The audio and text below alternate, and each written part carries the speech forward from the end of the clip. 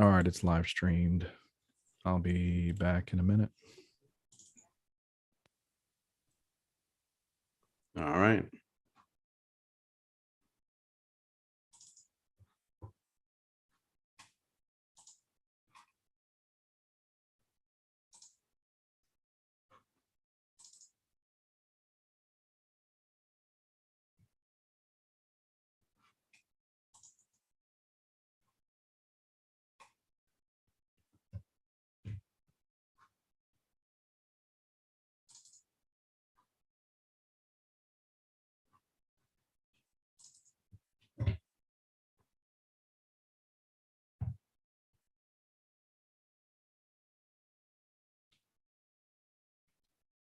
One, two, 1, 2. What up, Monkey's uncle?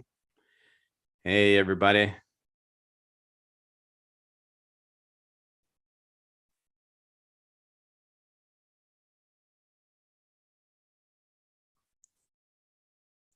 UFOs. I could probably do that.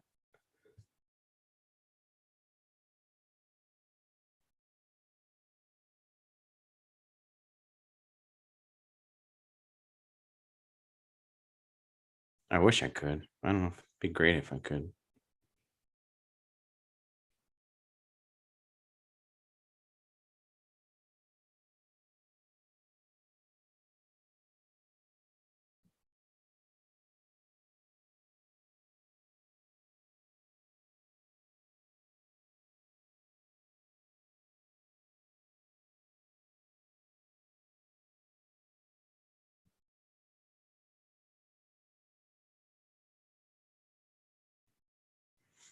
All right, I'm going to do the social media stuff.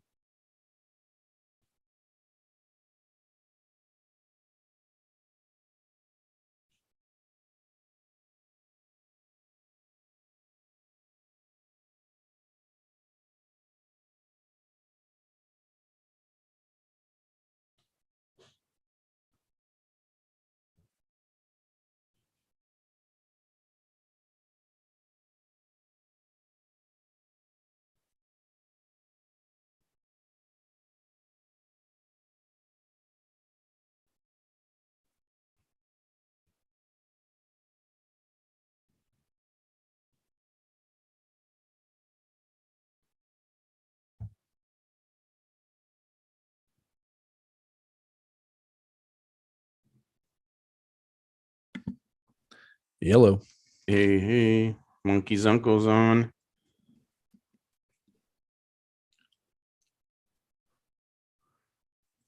How's my audio? Okay.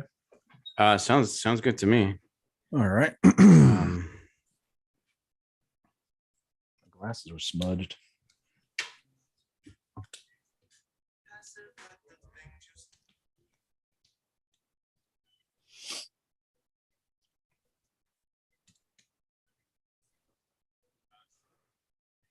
Oh, my girls do this thing where they like squeeze my head, like try to hug my head and like try to pop my head, but they squeeze my glasses like in my face.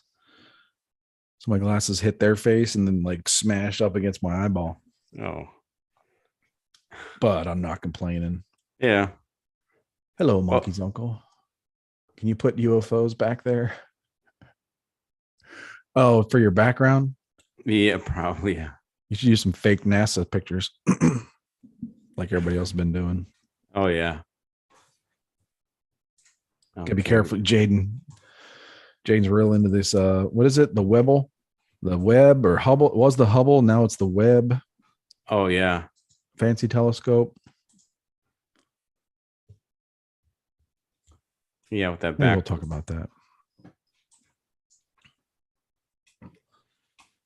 But yeah, whenever you're ready, I'll hit record and we can get it cracking. All right. Let's see. But I'm fine. I'm good. You know.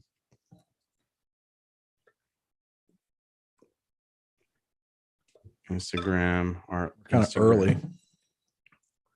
We're only 10 minutes late. All right. Well, on your post, I'm going to go ahead and do the link.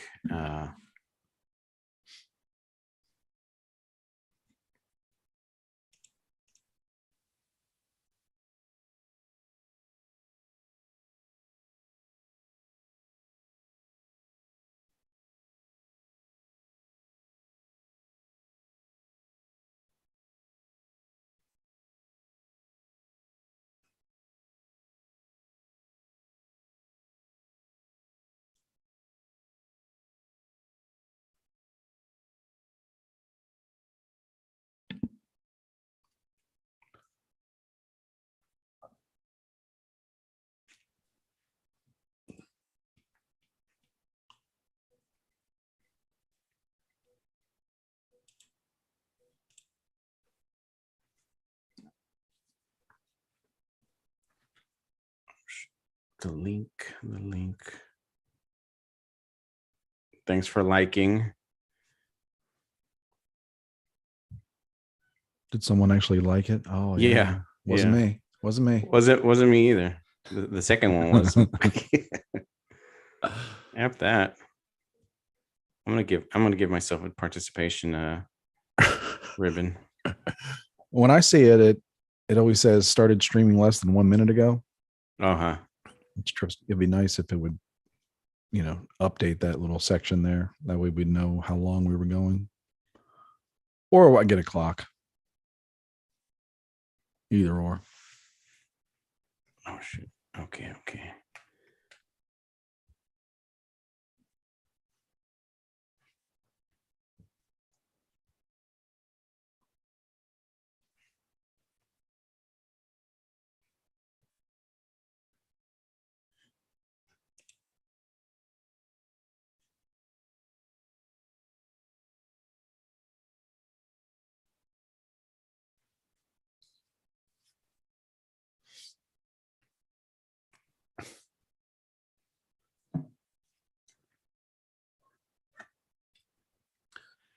Anyway, I hope everybody's having a good week out there.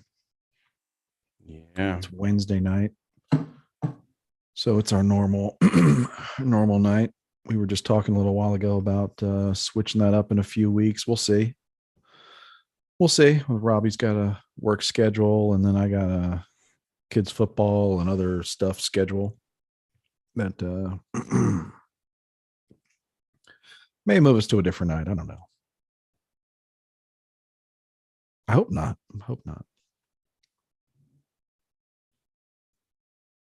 Yeah, come on. Although Jaden, the last couple times we've asked Jaden to come, he has soccer practice on Wednesday nights. Yeah. Yeah. Yeah, he's doing. Sounds fun. Yeah, for sure. And okay.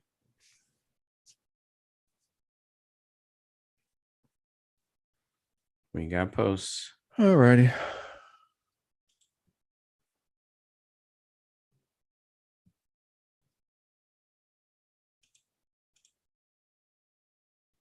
Cool.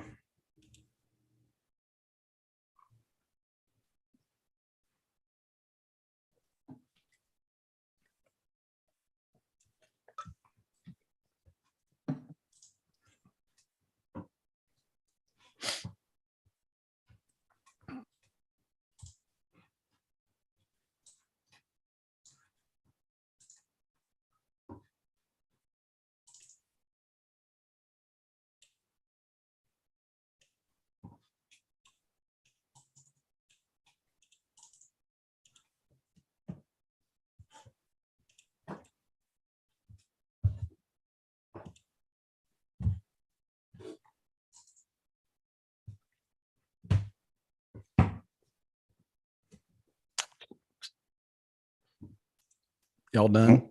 Yeah. Well, man, so it says don't forget to record the audio, y'all. I did hit the record already. Yeah. Yep. I think we got all that stuff covered.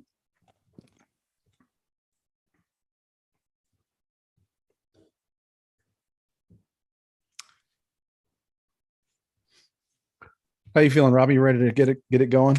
We're ready. We've got the posts up. We've let people know. We're good.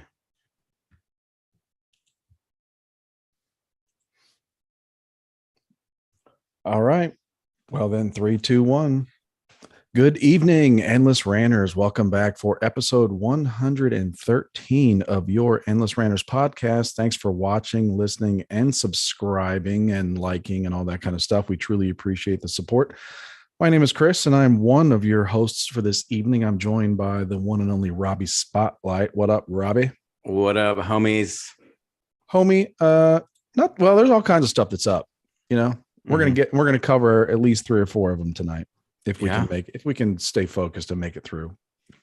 Yes. It's just the two of us. It's the gruesome twosome again. Manny is out again. We can make it if we try. Yeah. Yeah. Is that I don't know. Is that the Three's Company theme? I don't know. No, that's just the two of us. Just the two. Oh, okay. Oh, that's just an R&B song. Okay. Yeah. Gotcha. Yeah, Mo Man's not in today. Yeah, I think he's still really hurting from Dr. Jill Biden's breakfast taco slur. Yeah. Sad. He really took that one hard, you know? Yeah. People need to be more careful about their food-based racial comparisons. Yeah. You know? Yeah. Especially it's 2022, people. You know? It's 22. It's you can't be insensitive. Come on, doctor. Mexican people eat all kinds of things other than breakfast tacos, other, like lunch tacos, dinner tacos, brunch tacos. Yeah. Gorditas. Yeah. So it's offensive, but, she did apologize though. And she said that, she took it back and you're all the same taco. Like that you're not diverse and you're just all the same old, 2 for $4, breakfast taco that you'd get at the convenience store. Seriously, even for which I think is worse. I feel like that's worse than her original comments. Yeah, to just say you're all just the run of the mill breakfast tacos. I mean, I don't know who's advising her, but look, that's bad enough. We also have our African American brothers and sisters. Have you seen the Choco Tacos? Yeah, I have seen. Yeah, they're delicious. Oh, they're good. I bet you Dr. Joe would not even perform surgery on you.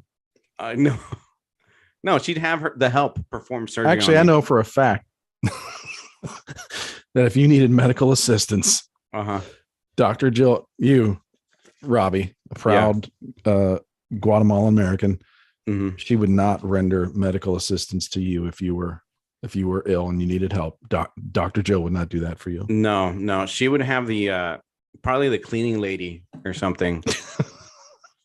Well, she wouldn't do it for anybody because she's not a doctor. Yeah. She's not a doctor. She'd tell you like what books to read.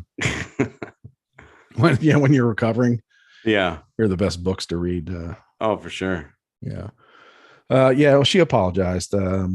She tried. She tried. Her tiny heart's in the right place. Yeah. Tonight's show, we got the world slowly unraveling, and we're going to talk about some of those things tonight. Not necessarily in any order, but with that, and I hope everybody liked the post for this show with the memes. Yeah. Not a lot of people saw it. I think certain memes get pushed down or something, or I don't know, they get flagged. I don't know. Because sometimes we'll post something and it'll be seen by everybody pretty quick in the group, and then sometimes not by very many people at all. But yeah, I just listed the memes of all the subjects I wanted to talk about tonight. I didn't understand. Well, I didn't understand the first one. There's a golf Which one was that? Which is funny. It's funny. The golf. Oh one. Yeah, I think that just kind of ties to everything. Is that Tiger? I'm sure there'll be some. I think that's Tiger Woods. Yeah, okay. That's Tiger Woods, and that's John Daly. Okay. The famous golfer he was famous probably in the 90s, because he was, I think this was pre-Tiger. Yeah. He hit the scene and he was smoking and drinking like Diet Cokes and smoking out on the course. Yeah. And could crush the ball. Um, yeah. So, and he won the British Open. So even though he's like 60, he's old, but he could still play. So he was there. So I guess that's a picture from just recently. Well, look, speaking of Tiger, did you see that video of him?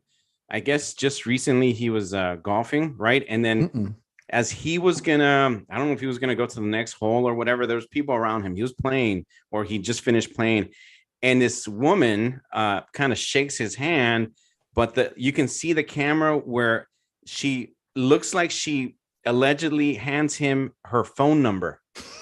And when she shakes his hand, and then you can see how he kind of grabs it. So for those of you who he grabs a phone number, that's my boy right there. He's not married anymore, right? Yeah, at this, well, I don't really know at this point. Single. At this point, it's like, yeah. If at this point, like, it could just be like he's hoeing about with like 3 or 4 hostesses from restaurants, in his hometown, and it's like, oh, that's all. Yeah, because before it was like 27. So I don't know. At this point, and it's like he went through all that, and he's still getting massive checks from American Express, and all kinds of sponsors and special events. So I don't know. I don't know. Well, it's funny. I had not seen that. Yeah, I haven't seen that. Check it out. I believe in redemption. So look, especially if he's not married, if he's a single guy, hey, whatever, get your numbers. It really is an interesting case. Maybe it's polarizing, but it's just an interesting case because there's, it's not just Tiger, it's other sports stars that people get attached to, and it's not just personality, because really Tiger didn't have much of one. It's just the dominance. Like that was for me, Tiger was like hitting the tour and tearing things up as I was like really getting into golf. Maybe I guess I was in my 20s, like early 20s or so. I don't know what. Damn, it's been a long time, but about 15 years ago. So like before that, and I was watching golf. I had watched golf when I was a kid, and like Jack Nicklaus and those guys were old and past their day. And then Tiger comes up and he's just dominating, and just like kind of crazy to see. And it's like, it's like kind of narcissistic because it's your time. Like it's your generation that got to witness that. Yeah. If it was happening now, I probably wouldn't pay as much attention because I'm older and I, get my own kids to worry about, whatever. But, I was just at that right age where I was really into sports and just, all day ESPN, Oh, for sure. And just watching his dominance and then his fall.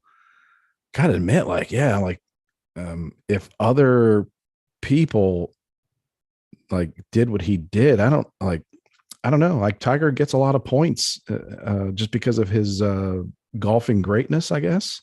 Yeah. Yeah. Just terrible behavior. But yeah, there's something I'm sure there's been books and, studies done about that, how he could just have such a fall from grace and then, but seemed to be just as popular as before. Like if he could play golf right now, he would be the most popular player out there. If he could actually play and without getting, with all the injuries and doing flips in his Hyundais.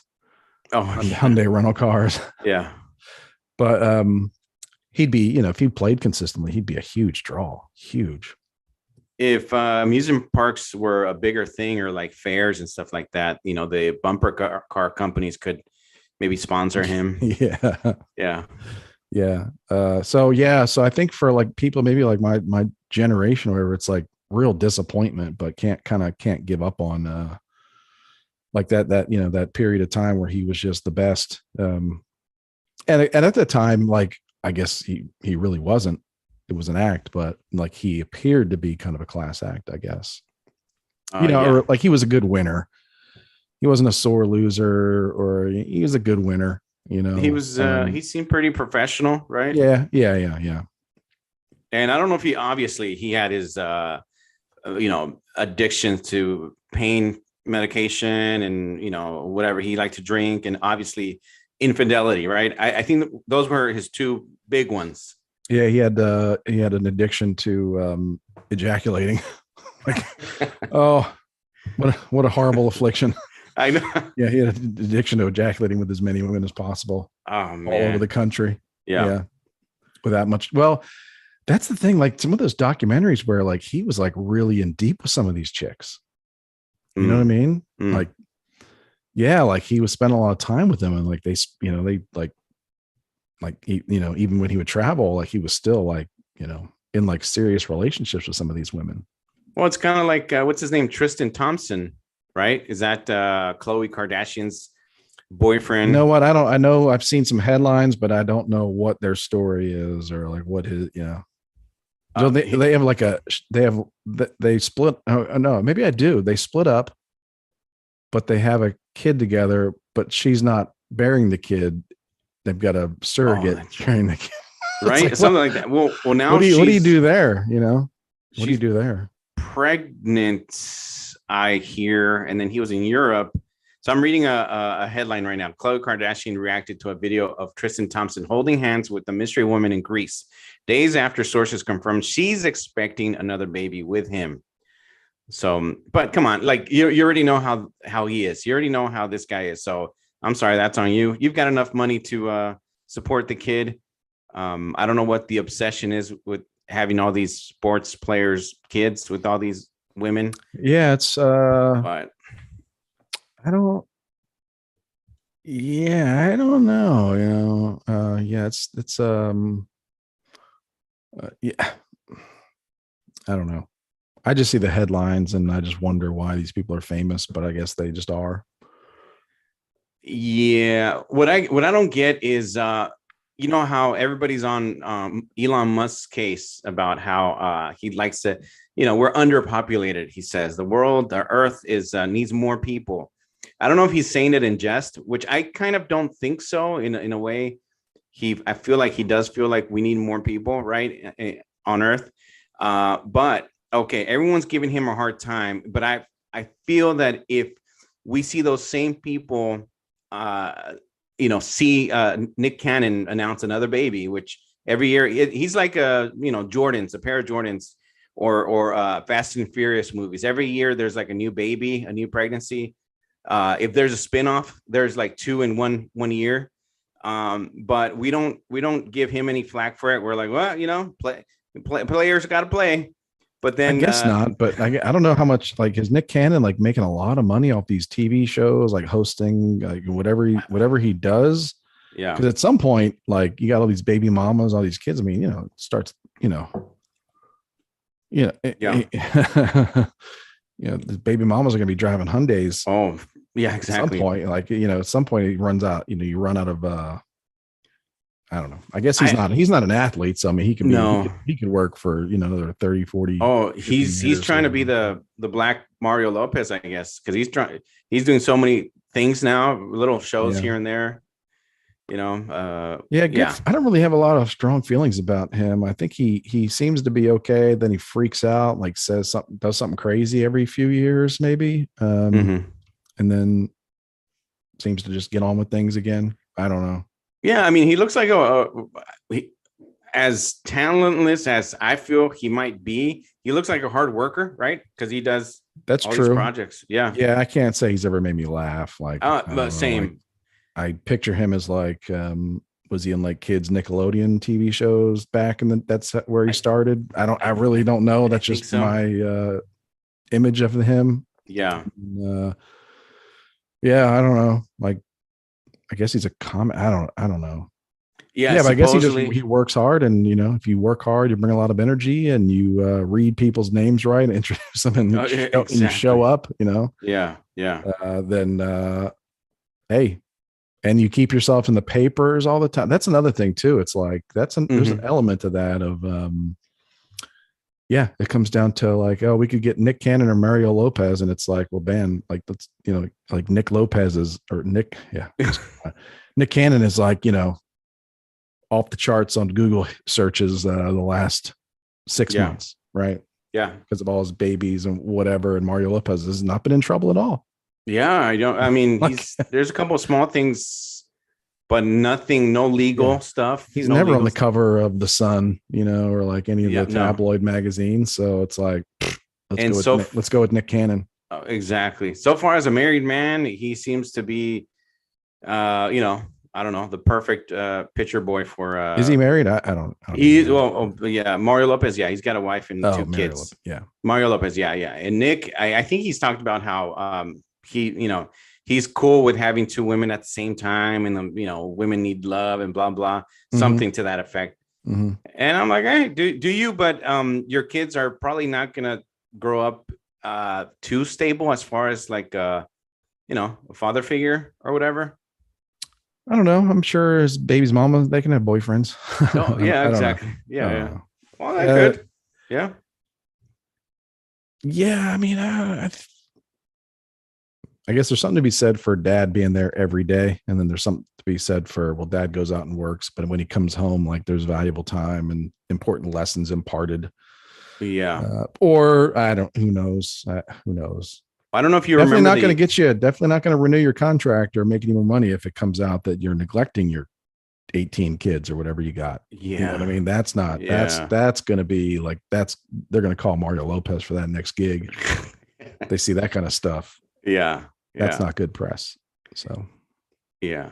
Well, he's, his show is, he's got that kind of Whose Line Is It Anyway-esque show on MTV, which is, I don't know. It is what it is. There have been some talented people that have come from there. But he's the host, and I don't know. Yeah. But anyway, so that was the first meme. That was the first meme that kind of covers, and we talked about some golf there a little bit too, and then that's just just reality. So in this case, Nick Cannon is not living in the Matrix. He's not playing his part in the Matrix. He's doing his own thing. Oh yeah. All right. So speaking of fake people, your girl AOC. Oh yeah, that's my girl. She got fake arrested and fake handcuffed, and then fake, led to fake trauma for her and fake outrage by her followers. Mm. So much fake damage done.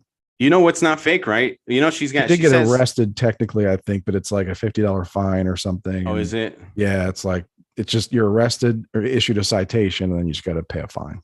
Yeah. So I mean, arrested is really just it doesn't mean much. Technically, if we look at the dictionary, it might say that, but I guess there's a legal difference between being detained, right, and being arrested. Mm-hmm. So I don't know if she was detained or if there's I think she was actually arrested, technically arrested, and then issued something, like issued a citation for doing something wrong, blocking the road.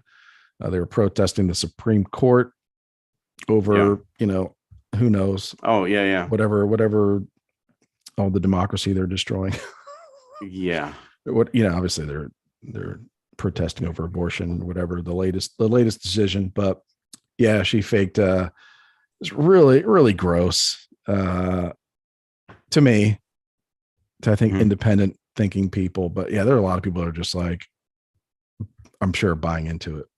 Oh, for sure. Don't even care that it was kind of staged or faked. And I wouldn't say staged, but she was definitely putting her hands behind her back as if she was handcuffed. Yeah. It's like an unnatural position. It was not a natural position. And I've seen like people try to defend her, like, well, the cops say put your hands behind your back, or like, well, that's just what you do when you're being taken under, when they say you're under arrest, that's just what you do. It's like, well, there's a lady walking next to her in that video that's not doing that. She's got her purse in her hand, her sweater in her other hand, and she's walking with her hands by her side as the cops walking them both out. And Chris, but she's white. Gross. Come on, Chris. She can do that. Oh, that's right. Yeah, that's right. The other protester had white privilege. Yeah, white privilege. Yeah. Like AOC's seen a lot of yeah, exactly. Had a lot of interaction with the police. You know what? Okay, her handcuffs might have been fake. Okay, I get it. But you know what's real with her? She tells us she's a big booty Latina. I knew you were gonna say that. So that's some real. That's right. She had another. She's been under attack. Yeah, the poor girl. It's been a rough week for her. Yeah. Just so crazy. I wonder what her end game is. I wonder what her end game is. As far as like, what does she want to do?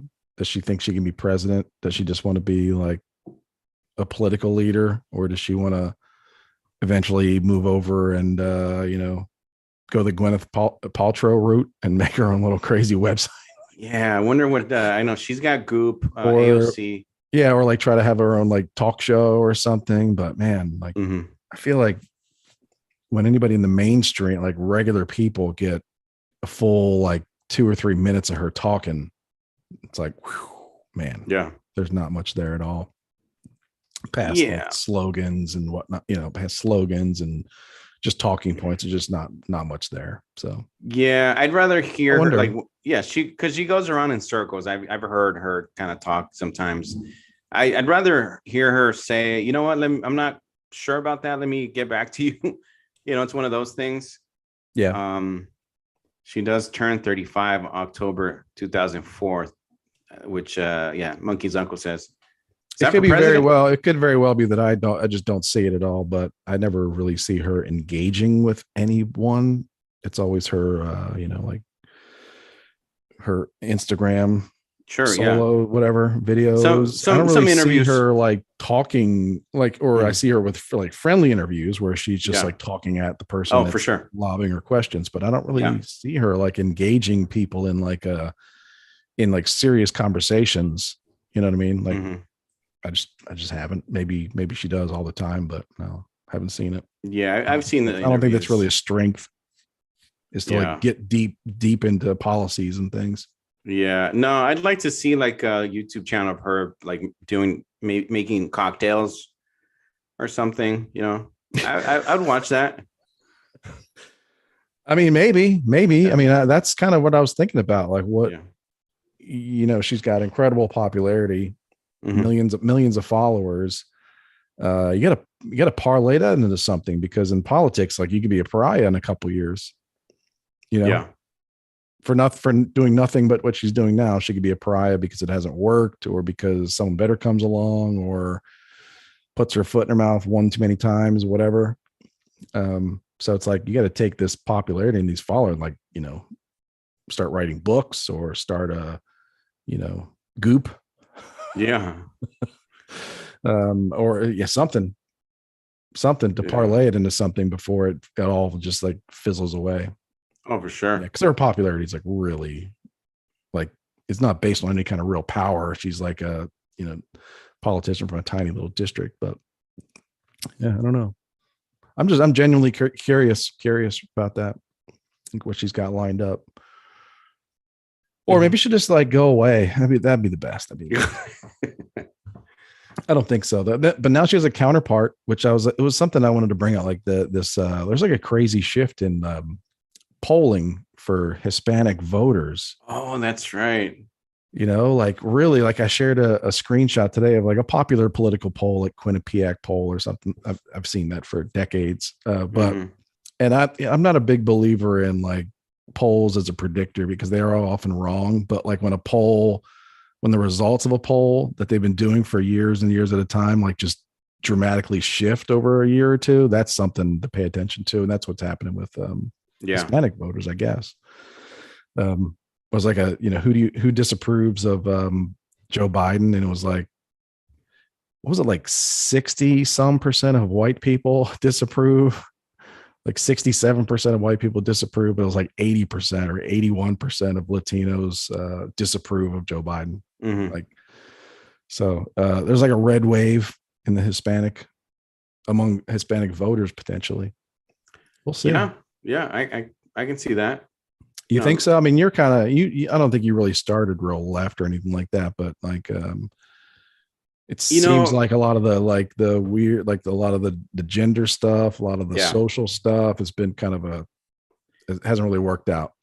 Yeah, doesn't sell real well in the Rio Grande Valley. I think I must have said this before, but back when I was in high school, the last couple years or the last few years, I feel like I was getting indoctrinated, and I remember, telling someone something about, white people. They don't like you. They don't like me. They don't like. And for a while there, I used to think that, they hated me just because they, they look at you.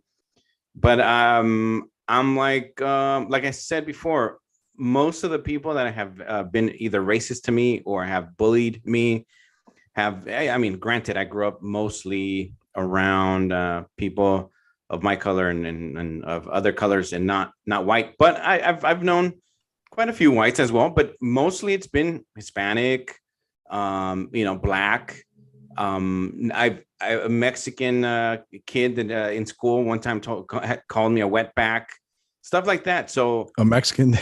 Yeah, he called me a wetback. Yeah, and I'm like, okay, so now whenever I see one party telling me that these people hate me, I'm like, no. I've seen hate from or racism from my own people more than whites. So now I'm like, I will judge you by the content of your character and by what you say and by how you treat me than by what you look like.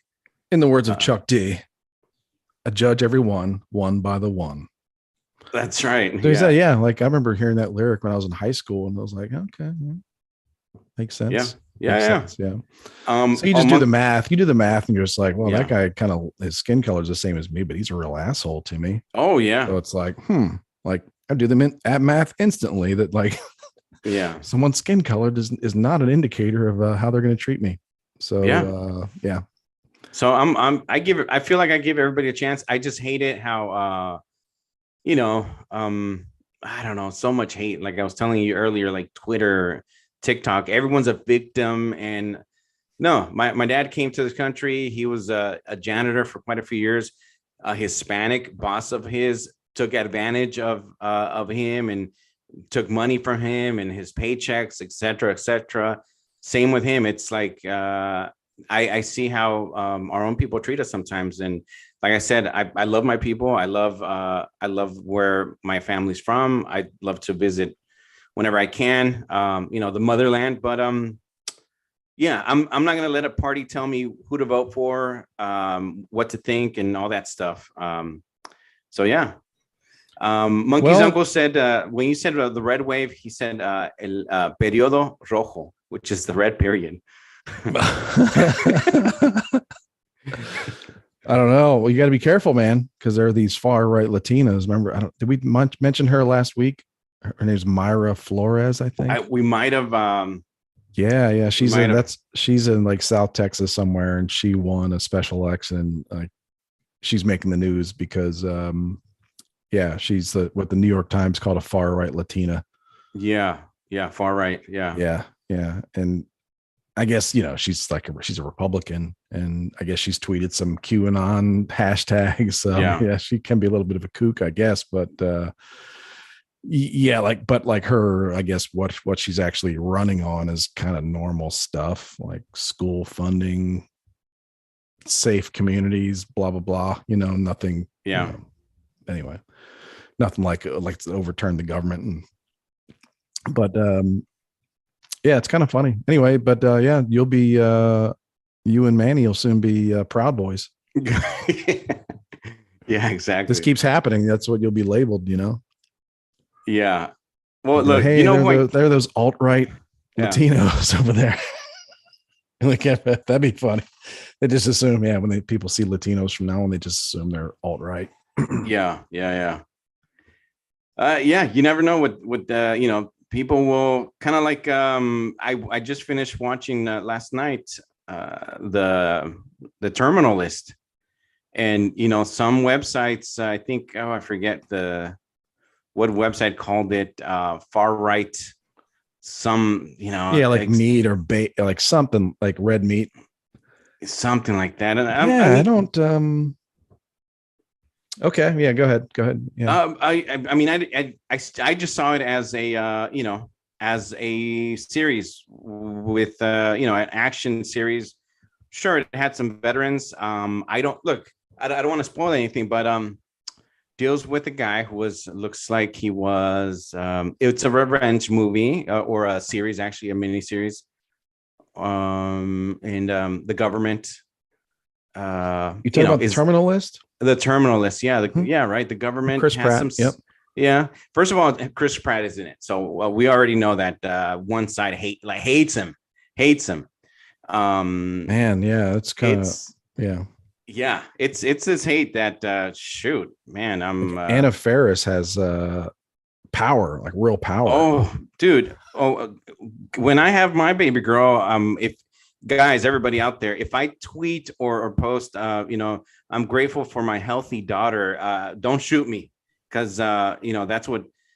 Well, first of all, they got on him about that because I guess Jack, his first son, has a little bit of autism, yeah, or something like that. And then he kind of, I think most parents, most dads will say, "Oh, hey, as long as he's happy, healthy, or I'm glad he's healthy."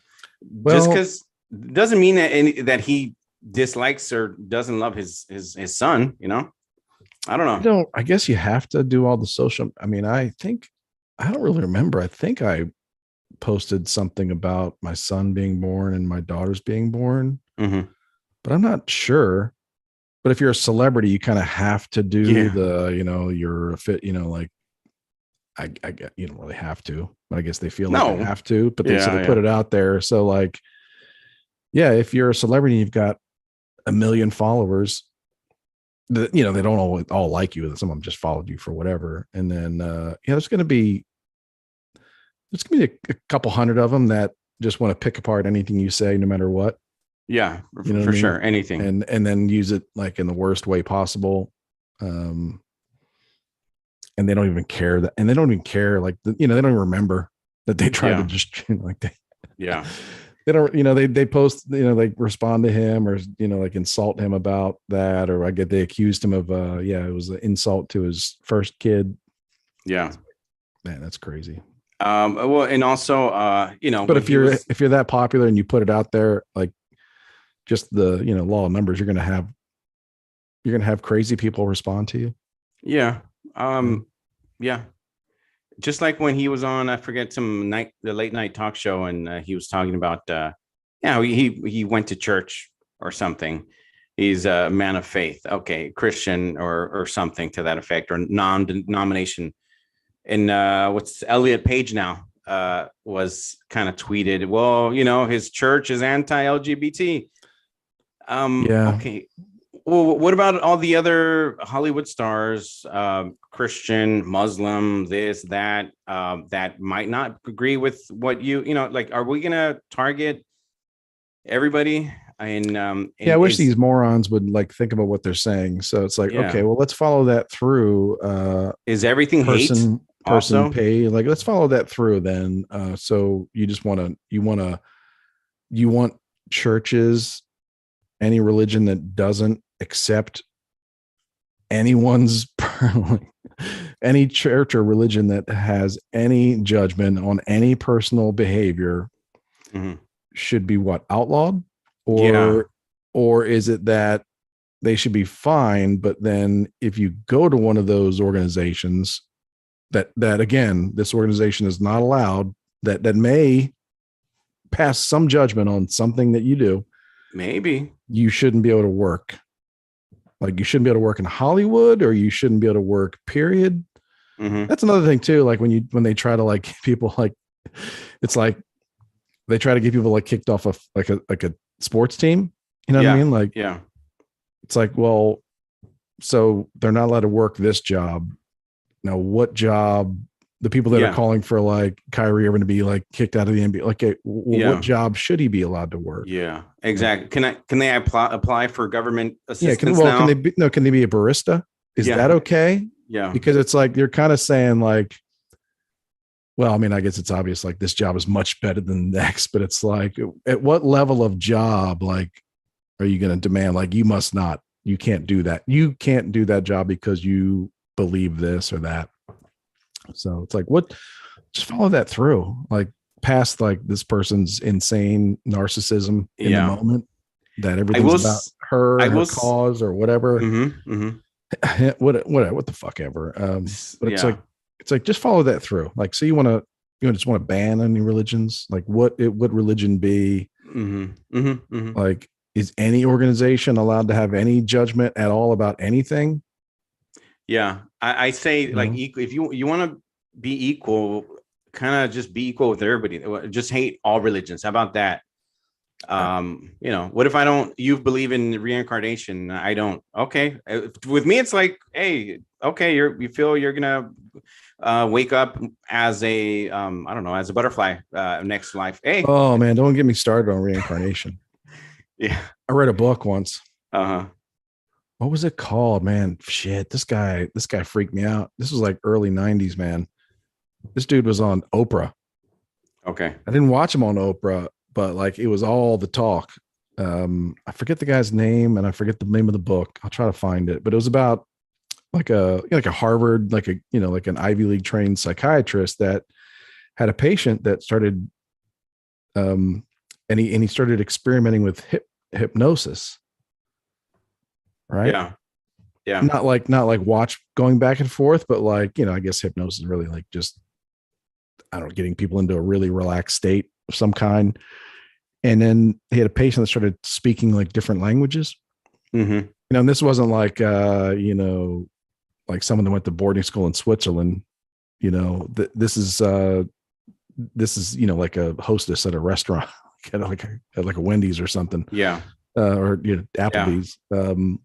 So yeah, it was like, like this person started describing all these like past experiences. And I don't know, it's one of these stories that like, it wasn't like a kook. This was like someone that had a reputation and like, reputation to uphold. Sure. Wrote this book about this patient and like all these experiences. And man, they're pretty, if you believe the guy, it's like pretty crazy stuff. Oh yeah. Some of it is interesting. And they also get into things like, the Bible in its current state has been, for lack of a better word, manipulated. And there's councils that have met. Yeah. I wish I could remember these things off the top of my head, but that have met over time. Mm-hmm. Maybe it's probably been 1,000 plus, 1,500 years, but meet and they decide like what's going to be canon. Yeah. Yeah, exactly. In the Bible. And I don't know. Like, well, that's kind of what happened. Stories about parts about reincarnation, things like that being taken out at some point. Yeah, that's what happened back in the day. I think right with Martin Luther or before Martin Luther, not Martin Luther King, but the old one, where he kind of separated the. He was what all the Martin Luther Avenues were named after. Exactly, less violent. When he the indulgences and everything back in the day, he kind of separated. He left, I think, the Catholic Church. They had a different understanding with indulgences. Actually, on the Water Cooler podcast a month ago, they were talking about that and how in the Catholic faith, it's I'm not too familiar, but you would, if you pay some money, it's pay to play. Kind of pay to sin. It really pay to sin. Yeah. Hey, if you got a lot of money and a lot of stuff to give up to donate, like you can get away with some whoppers. Yeah.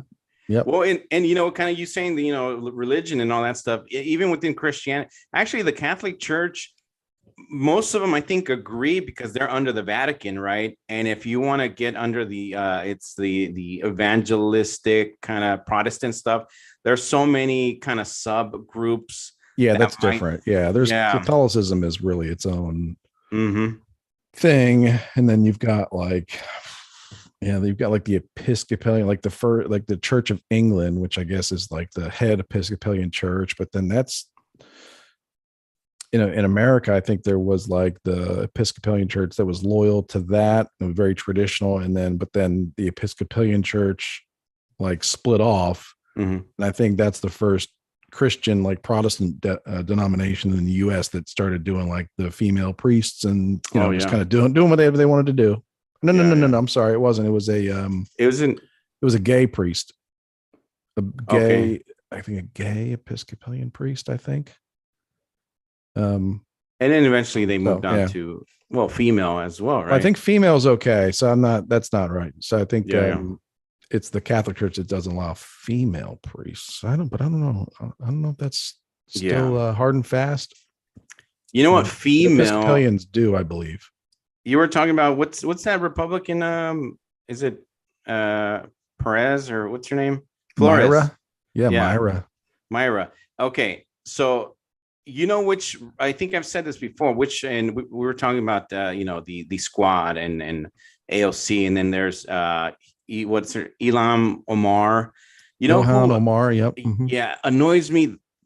I've already mentioned her before. Out of the right is Lauren. What's her name? Lauren Boebert. Lauren Boebert. Oh man, just don't. I just. Yeah. She can out of that side. She can go away. She can go somewhere else. I think that like she's a strange one because like there's a lot of terrible things written about her. Not the vast majority aren't really true. Yeah. She's a real easy target because I do think she says something. I mean, she just speaks very loosely. Yeah. I think like her, like there's that other Marjorie Taylor Greene. Yes, that blonde lady. Yeah.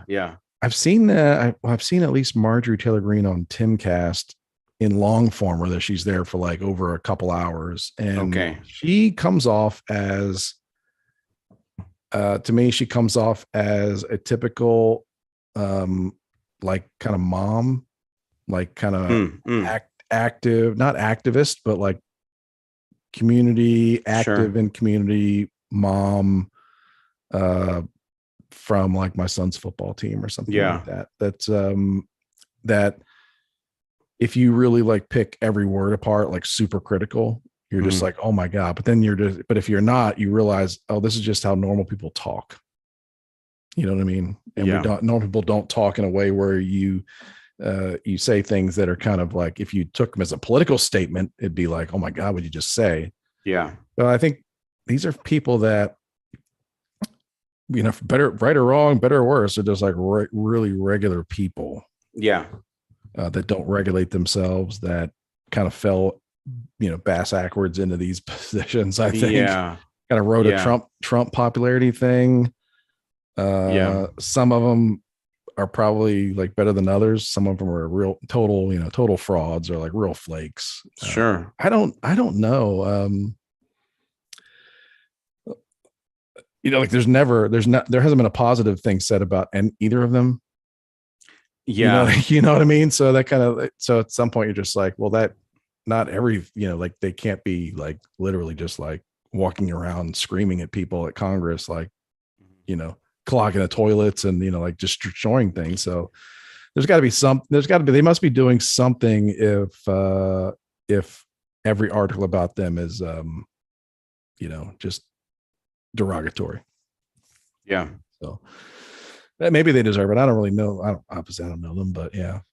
I think there's some people that are just like regular ass people that if this Lauren Boebert wasn't a congresswoman, she might be the lady that checks you out at the AutoZone or something. Or, you know, I'm not saying that as a bad thing. I'm just saying like these are just regular people that somehow got into Congress, and they just still talk like regular people.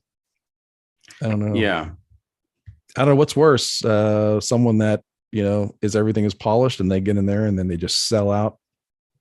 Like there's people like Dan Crenshaw, like, you know, I haven't heard much about him in a long time because he's just doing what the party says and just going along with everything, voting the way he's told to vote. So he was supposed to be a real renegade a year ago. Now he just kind of does, just goes along with it. You know, goes along with everything. Family of three said, now do Herschel Walker. You know, I'm not too familiar. I know, I think he has said a few. Yeah, no, he's right. I don't listen to him. Like I guess he's going for Senate in Georgia. Like, I don't really care. They can pick whatever moron they want to pick. But yeah, I think it sounds like he could do with a little bit, like 80% less talking. Yeah. Because he's like Trump, but can't pull off Trump, because I think he just like starts talking shit, like making stuff up.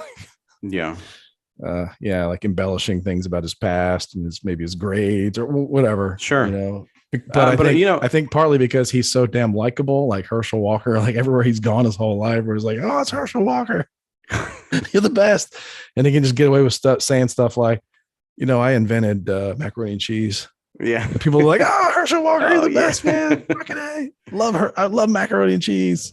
Oh, I just and now he's like you're running for office. You're running for Senate now. Like everything is super critical. You can't just talk like you're walking a group of fans all the time.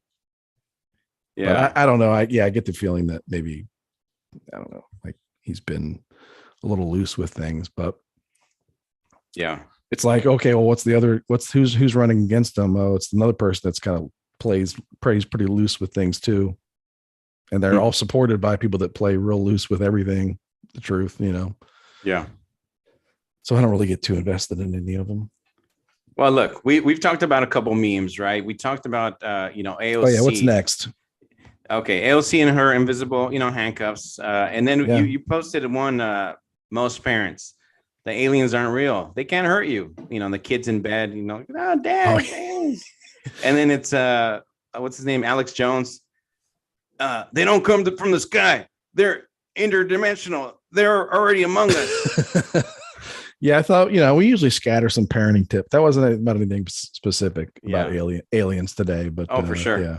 Oh, well, there's a monster. We usually scatter some honest parenting tips in here and there. Oh yeah, but yeah, it's funny. Like, yeah, they're already here. Okay, speaking of parenting tips, okay, we're going to talk about parenting for a quick moment. Mm-hmm. So I've got a stepson, right, and he's 7. So every time he's going to go to sleep, and I think this is a thing that the kids do. It's time for bed. We tell him to go to bed, and obviously we're like, "Don't worry, I'll go tuck you in, quote unquote." I don't tuck anyone in, but we just kind of make sure he's in bed and everything. And then he always has something to say. Like he always wants to he wants to stall. He doesn't want me to leave, and then he'll call me. Sometimes he'll call me Roberto. Because he's weird about calling me like dad, he's he's nervous about that. But he'll say, I'll be like, all right, go to sleep. You got to get up early tomorrow for school. Obviously, right now, Mr. Spotlight. Yeah, and then he's like, oh, hold on, Roberto. Yeah, what's going on? What's up? When's Easter? And I'm like, it's in April. It's in or around there. Okay, all right, buddy. Have a good night.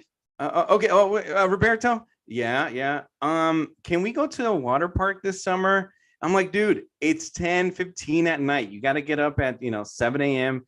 Go to sleep. I don't know why these kids stall. I think he is kind of. I tell you, like that, you got to get them into like when you want them to watch. Like I want my kid to watch soccer, professional, high quality, and so it's like, oh, well, here's what we can turn on, and he's like, I'll watch soccer.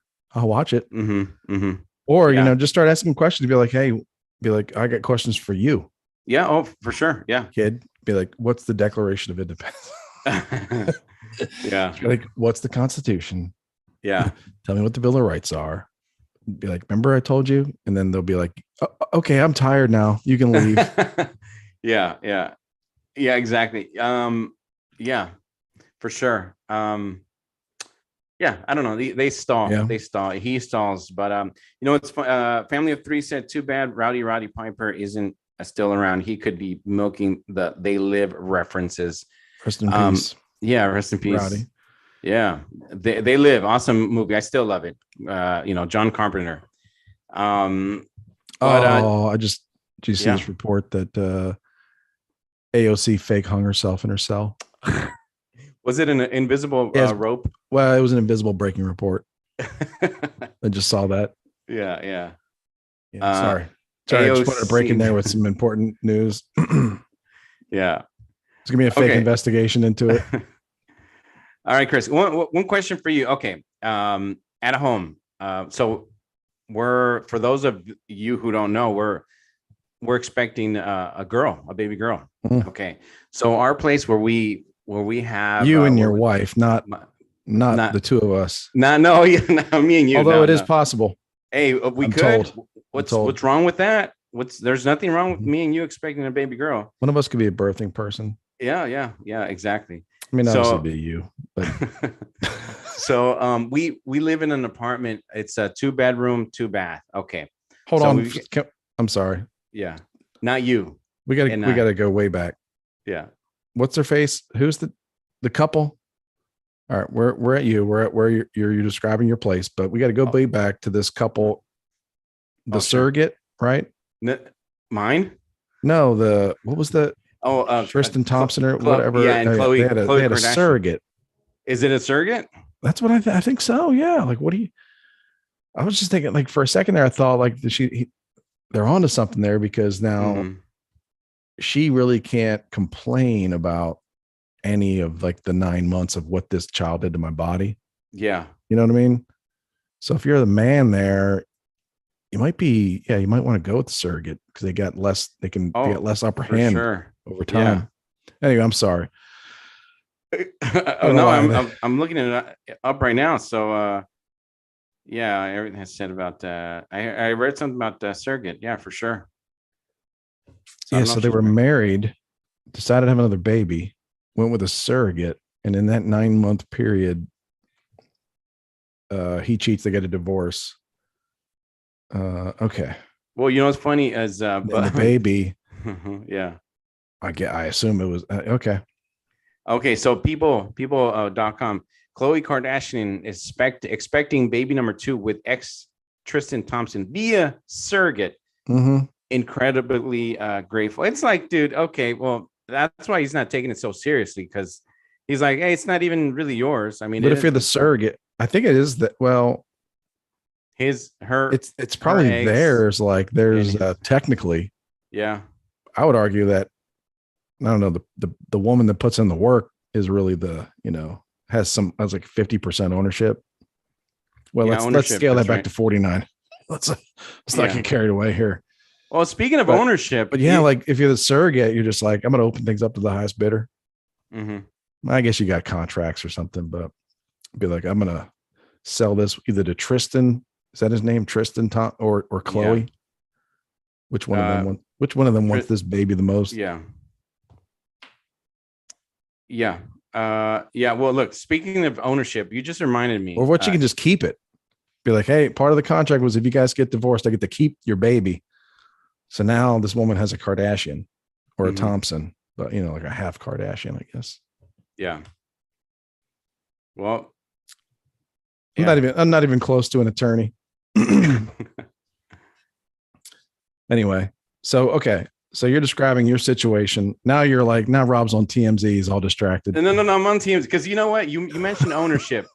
Okay, if her having kids, she's an owner of her kids. She would be an owner. She would be an owner of a half black kid. Which reminds me, that's like slavery. Which reminds me, a few years back there was a picture that resurfaced of her with 4 black ladies, 2 on each side, and them having chains around their neck. And this is Khloe right over here. For those of you who watch on YouTube. So how what in the hell? Okay. How tone deaf do you have to be? How is this right? Khloe's over here with having 4 black women. Oh, that's weird. That's real weird. I'm sure this is some sort of party, but what who is that in the middle? That's Khloe. This is before she completely changed. Now she's. Oh yeah, I have no idea. I don't even know what these women look like. That's Khloe. Like, I know what Kim Kardashian looks like. I don't know what the other ones look like. Oh yeah, like, I know it's a Kardashian, but I'm not sure their names. Or there's 2 or 3 of them, 2 or 3 more of the women. There's 3 and a dude. Yeah, there's 3, and then there's 2. There's Kendall, and then there's I don't know, Kylie. There you go. That are from.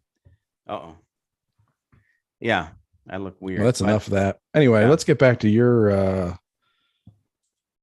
situation. My situation. You got a question. Yeah. You got a girl coming. Yeah, I've got a girl. There we go. I've got a girl. So we've got an apartment with 2 bedrooms, 2 baths, right? So the girl, we're thinking we need a new room. I mean, a new place, because they can't. If you have a girl and a boy, it's always best to have them separate, right? I would think so. I don't know. I mean, for thousands of years, we survived without, kids having their own bedrooms and their own freaking bathroom, their own TV and Xbox in every room and all that shit. So I don't know. Yeah. It really depends, man. I don't think there's a right and wrong answer for that. At least early on. I don't know. Yeah, no, exactly. When I mean, shit. Like when our kids were born, I mean, like we just lived in our bedroom, in our master bedroom for sure. Yeah, just because that's where we just always were. Yeah, and we had little like cradle things set up, and they were just always kind of nearby. That's really like didn't spend much time in their nursery or their room that we made up. Like didn't spend much time in there at all for the first couple months. It feels like so. You kind of have a lot of time. Like you come home, and you have a lot of time to. I mean, you got to have stuff prepared, of course, but you have a lot of time to sort that part out because, like you can do up a new nursery. You're just not. Well, you won't use it a lot. I think when my son was born, we lived in a different house, and his bedroom was right next to our master bedroom. So we actually used his nursery quite a bit for changing, just because it was right there. But in our house now, it's different. So our bedroom's downstairs. So we just never went up to their room. I just didn't really use it. I don't know. Anyway, but is that kind of what you're getting at there? Yeah, eventually, because I feel like I don't know, it's privacy, right? Eventually, I guess so. Yeah, eventually. I think I think before it gets to privacy, it's more about it'll become more about making sure they can all get to sleep properly. I think it's more the logistics there. It doesn't really matter if it's a apartment or big, whatever, like keeping them separate when it's time for one of them to go to bed, making sure that one other one's not making noise and vice versa. Yeah. Well, family of 3, which I agree, says that the baby girl will be in the bassinet for at least 6 months to a year. And yeah, I agree. Yeah. You're feeding. I mean, I guess it goes by pretty quick, but it feels like it goes by quick, but you're feeding, you're just right there in like just a very kind of a small amount of space, really. You're doing everything in a very small amount of space. Yeah. Okay. I mean, I think it matters to have like space in the bathroom when it's bath time. Oh, for sure. Oh, that kind of thing is like that kind of thing is important, or having like good setups, like with like having like cushions on the floor when you're down there giving a bath or whatever, or having those kinds of like little things that so your back doesn't hurt. Well, I'm looking to buy a squatty potty for myself and for the boy, because his legs hang. His legs hang when he sits. Back in the day, you just use a freaking stool. Yeah. Literally, that's what. No pun intended. You just use a stool. I remember. Well, like, remember you'd be constipated. My grandmother would be like, "Put your feet up on this stool." Okay. Yeah. Well, you're right about the bathroom situation, because we have one in our master bedroom, if I can say that, master. But the boys, because there's 2 boys that live with us, right? A 16-year-old and 7-year-old. The 7-year-old will just walk into the, we'll be in the kitchen, the living room, whatever. He'll go into our bathroom, and I'm like, dude, you have your own. Why don't, and it'll be empty. And he's like, I don't know, I like it. Which I can't say much, because the wife is like, hey, what, he just wants to use it. Why? I'm like, okay, whatever. I'm already starting to get, my son is 10 now, so I'm already starting to get scared about, over the coming years, he's not going to hang out. Oh yeah. And then 8 years from now, he's be practically gone. So I'm already so like I'm kind of like, I would just say appreciate that kind of stuff. Sure. What's funny is I mean, not to get too like mushy and stuff, but I've been thinking about like baseball games, like going to baseball games, and obviously the water park and amusement parks and all that stuff. And with the baby girl coming, she's not even born yet. I'm already looking forward to taking her to the zoo.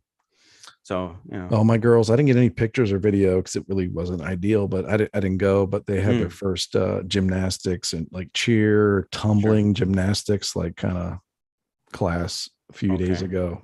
Yeah. So how about another, this is another, so they're doing they're doing like somersaults and whatever, and doing like little tumbling things they learn, trying to do cartwheels. It's precious. Okay, good. This is another parenting question for you. Do your kids, do they swim? Do they know how to swim?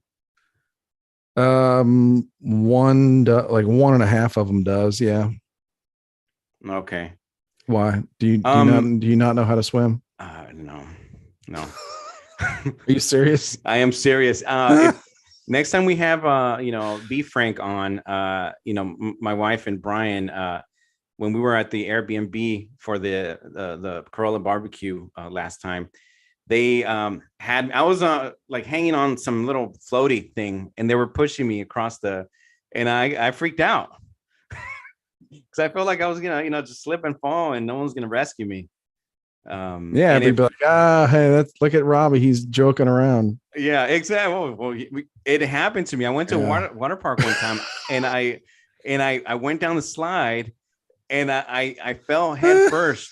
And then the guy, I'm like, literally, I'm dying. You can't be hit. Yeah, you can't be at a water slide like that, dude. You can't. Well, my cousin said, "Hey, it's not that deep." And then I head first, and then finally, I thought I was. Although you should be able to stand up anywhere. What? Maybe. Okay. Maybe, but the lifeguard finally extends his hand, pulls me out, and he goes, "Dude, you okay? I thought you were playing around." I'm like, no, I was really drowning. You make up something like, I lost my glasses. Yeah. Yeah. Well, look, family looks like you can't swim, dude. Yeah, I grew up pretty close to a swimming pool, but I've got a friend who I used to work with. She had her three baby girls, and she would post videos and pictures of her taking her babies, to swimming lessons and stuff. That's embarrassing. Yeah. Oh, there you go. But that explains those times I called you and you were like crying. Yeah. Like, give me a minute. Oh man, that's crazy. Well, I don't know. Like, well, at this point, I'd say either learn to swim this week or make it your life's goal to never swim. Yeah. Well, that's what I want to do. Because I'm easily murderable. You can murder me. We can go walk down the beach boardwalk. Just push me into the water. I'm dead. Yeah. Like I'm thinking of I'm glad I know this, because if we're in a boat and shit goes down, it's like, I'm gonna stay clear of you. Because I'm gonna bring you down. Drag me down. Yeah, exactly. I'm gonna use you as a floaty, man. And okay, family of three. Speaking of restrooms, a minute ago, he said, "Wait until the kid leaves a Duke in the toilet just to surprise you, dude." He's 7, and I've walked in there. First of all, I'm teaching him to close the door when he goes to the bathroom, and then while I see him in there, I'm like, "Are you okay?" And then I see he grabs a whole bunch of toilet paper. And again, look, I'm a father figure to him. I don't think he really grew up with a father figure. So I'm kind of, being that guy. So I see how much toilet paper he's using. And again, I'm also one of the people that pays the bills and buys toilet paper. I'm like, dude, how much toilet paper are you using, and how much poop are you, grabbing onto that paper? And he's like, look. Mm-hmm. So, and then when he finally gets up, dude has a mountain of poop. I'm like, you're 7. How much? That's more than me. Sorry for everybody eating right now. Yeah. And there's one time he was going to go to the bathroom and he didn't make it. And then he left a little spot on the floor. And when I asked him, I'm like, hey, what are you? Everything cool? He goes, there's some poop on the floor. And I'm like, are you going to clean it up? And then he lied to me. He said it was his older sister, because he's got an older sister that doesn't live with us. And I'm like, yeah, she hasn't been here for 2 days. And finally we caught him in the lie. But I told him, you're gonna have to clean it up, buddy. So he cleaned it up. Man. Yes. To answer family of three's question or comment, yes, I saw that already. My son's kind of past it now, but yeah, he got into a phase where he started eating wings, started eating adventurously, if that's a word. And then, he just started destroying the bathroom. Like, oh yeah, dude, you got to go back to fucking peanut butter and jelly and chicken fingers and fries only, man. Because you explore out, start eating wings and cheesesteaks. Oh yeah, exactly. Rough, but yeah. Anyways, okay. What was that? Yeah, so about the parenting. Yeah. Just keep it real with your kids. That's real. Oh, for sure. Keep it real. No. And then, of course, I always say, you just got to tell your kids you love them all the time. Yeah. All the time. Yeah. Yeah. And yeah, I agree. I know you, one of the things you always talk about, with the shootings and the kids and the mass shootings, all that stuff, it's who were these kids' parents? Where were they? Did they not receive any love? How much were they skipping school? I think you Where's the could be, yeah, attention? you could be like clinically insane and just like a raging murderer, like, just, or Mm-hmm. you could be someone that is actually acting very calmly, but Yeah. deep down, this person just has zero hope for life. Sure. Yeah. You know, for whatever reason, they have zero hope for any kind of relationship, meaningful relationship with a Yeah. friend, like a dude, or, God forbid, a woman. Oh no. Like they have zero hope Mm-hmm. forever having any kind of meaningful, Yeah. like family, home, anything like that. And just like, fuck it. I'll take it away from everyone else too. Yeah. That, yeah. Yeah. Like, I think they're Yeah. crazy, but they're not like, raging lunatic, can't see straight, just wildly swinging a knife at anybody. Mm-hmm. Mm-hmm. No, they're not that kind of crazy. Family of three said, when we're talking about, telling their kids that you love them, he said, Jose Melendez didn't do it enough. So yeah. Oh yeah, yeah, yeah. Yeah, for sure. Life That life was is the overrated. That's dad. Monkey's uncle. Life is overrated. Well, But maybe it is, but you should be figuring that out later in life. We don't want like, young 18-year-olds that just graduated and just got the ability to buy their own gun. We don't want them realizing that life is yeah, overrated. You got to wait till you're like 35 for that to hit you. yeah. Anyway. Okay, so we were talking about the memes, right? So that you posted on the Facebook group. So for those who are not in our group, feel free to join whenever you get the chance. Just Mm-hmm. search us, Endless Ranters podcast, and you'll find us, and we'll let you in. So the next meme you posted was the one with the kid. I think it's a little girl with a cute little doggy t-shirt, and it's you can see like the galaxy and the stars Oh behind yeah, her. yeah, yeah. These It fake. says Yeah, NASA I just see. Like, yeah, using 80s school photo background, like we ain't gonna notice. Because yeah. they released what the new what was it? The wallpaper. Yeah, they a little bit too perfect. Like Yeah, every little galaxy is just perfectly shaped, perfectly yeah, spaced out on this beautiful picture. Yeah. Like, yeah, oh wow, and it comes in the exact shape from my screensaver. yeah, Oh yeah.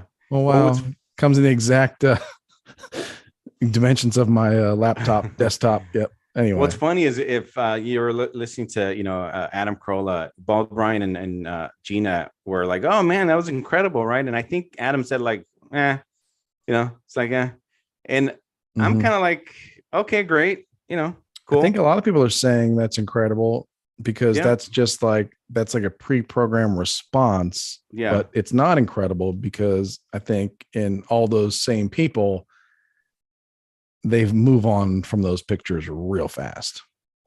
real fast, like spent a lot more time on the Tristan Thompson and Khloe Kardashian articles than the new, was it James Webb telescope, Yes. whatever Yeah. camera. Yeah. James Webb for sure. Uh, yeah, so I don't think it's as amazing as everybody thinks, because yeah, people move on from it real fast. But Mm-hmm. I don't buy it. Like, I believe there's a telescope, I believe they're taking pictures, but that's not what the naked human eye sees. Like, these pictures are all doctored, I think, right? uh Done zero research on this Yeah. for this discussion, Yeah. but I know a little bit, like, where they're just dialing. They're just like, they've got like I don't even know what you'd call it, but it's like a gas. It's like a camera that sees gases, right? So they're just dialing all the dial. It's like they're playing Photoshop, they're like dialing all that, like sliding all the sliders to make cool things appear. So those things are there, but you wouldn't see them. They're very I don't know. I don't know how you describe it. Yeah. A camera that I sees wouldn't even say they're I gases. wouldn't even say they're doctored, like a spectra. I don't know what gas spectra. I don't know, but Yeah. those aren't the colors that the human eye would see. Those are Okay. colors like once they start editing these things. Yeah, the new infrared, you can't see any of it now without the technology.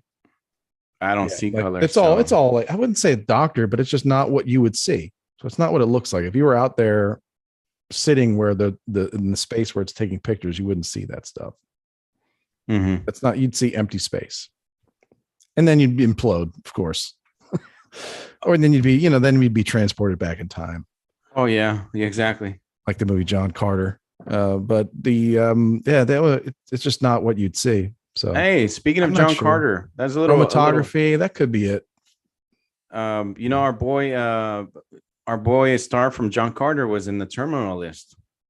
Yeah, Taylor Kitsch. Yeah, he did a good job. Not to go back to the series, but he did a good job. Well, to go on that series, I was going to mention that, like, that is kind of a weird thing because, so yeah, spoiler alert. The Chris Pratt's character is really betrayed by a general and like a few corrupt generals that are in cahoots with like a pharmaceutical company to test drugs on soldiers without them knowing. So it's kind of like, it is kind of a weird thing because in our culture, we have like the left and right have switched on some things, right? Like where it used to be the left was distrustful of the FBI and the CIA and national security apparatus and all that. And the military was against wars. And now, and the right was like, F that. You got to trust these guys. We got to trust they love, trust them, give them all the money they want. We want to go to war here, go to war there. But it's flipped on that where like now, it's the leftists that are like, we need to give more money to Ukraine. We need to buy more missiles for Ukraine. Yeah. And it's the right that's just like, whoa. Like we're just feeding the military industrial complex. So in a way, the fact that that's the plot and the antagonists are like the generals, it's kind of like, I guess that's kind of like I wouldn't even say red meat, but you could say that's like red meat for like a new conservative view on the military, which is like that. Well, look, get what I'm saying though? Like it's kind of switched to where that's something that the right would buy into more, that there's corruption at that level. But then again, like there's many military movies made where the generals were corrupt, but it's mainly about like their own personal power, or like just being bullheaded and wrong about something and not or prideful. This is clearly like people like doing unethical things to make money to get rich. I don't know. That was just my two cents on that. That it is a weird, we're living in a weird world where the left and right politically have like totally flip-flopped each other on things like trusting on things like national security, military action, FBI, CIA. Yeah. Flip-flopped. Yeah, it's very strange. Well, speaking of flip-flopping, something I was looking at earlier and I sent to you wasn't the Ukrainian's wife, the first lady, I don't know if she came to the States, wasn't but she was asking for assistance, and the quote that she said was, this is what Olena Zelensky, I'm asking you something now I would never want to ask. I am asking for weapons that would not be used to wage a war on somebody else's land, but to protect one's home. Okay, to protect one's own. She's asking for weapons. Again, look, I'm not a super political blah, blah, whatever, but so she's asking for weapons for her citizens and her people and her, to protect their home. Okay, our help, the U.S., the Americans. So you think there's some comparison between her asking for weapons for their defense, self-defense, their homeland, and like the defense of your home, like your personal protection as an individual? Or what about? I mean, what about? Okay, people seem to have different, feelings about that when it applies towards, say, Texans or whether it applies towards Ukrainians. Yeah, I don't. I get it. Isn't there a little hypocrisy there? I get it, but I'm like, I don't think you need to even go that far to point out some of the hypocrisy or just the errors of, I don't know. where I think that those are very different situations. I see it more of like, okay, I mean, you're free to come here and ask, and Sure, I get it, lady. I would too. Your country's under attack. It sucks. We've been giving you a lot of money. Like we have a lot of money. We have tons of money. It's like we could, the United States could, well, I wouldn't say, I'd say air quotes afford to just keep funding them forever, because we just need to print more money and it's just funny money. Sure. But it's like, man, like how long is this going to go on? How long is it going to go on? Because it seems like they have no chance of winning unless we actually got involved on the ground. They have no chance of they have no chance of winning. It seems like it's already been decided or accepted that at some point this is going to come to an end. Russia's going to just have a bigger part of Ukraine, and that's just going to be the way it is. And everybody's going to act mad at Russia for a while, but at some point, everybody's like, it's going to be in everybody's best interest to kind of get on with things and normalize everything. And that's just how it is. But the big question is like, how much is it going to cost us, to kind of prolong this and just draw it out?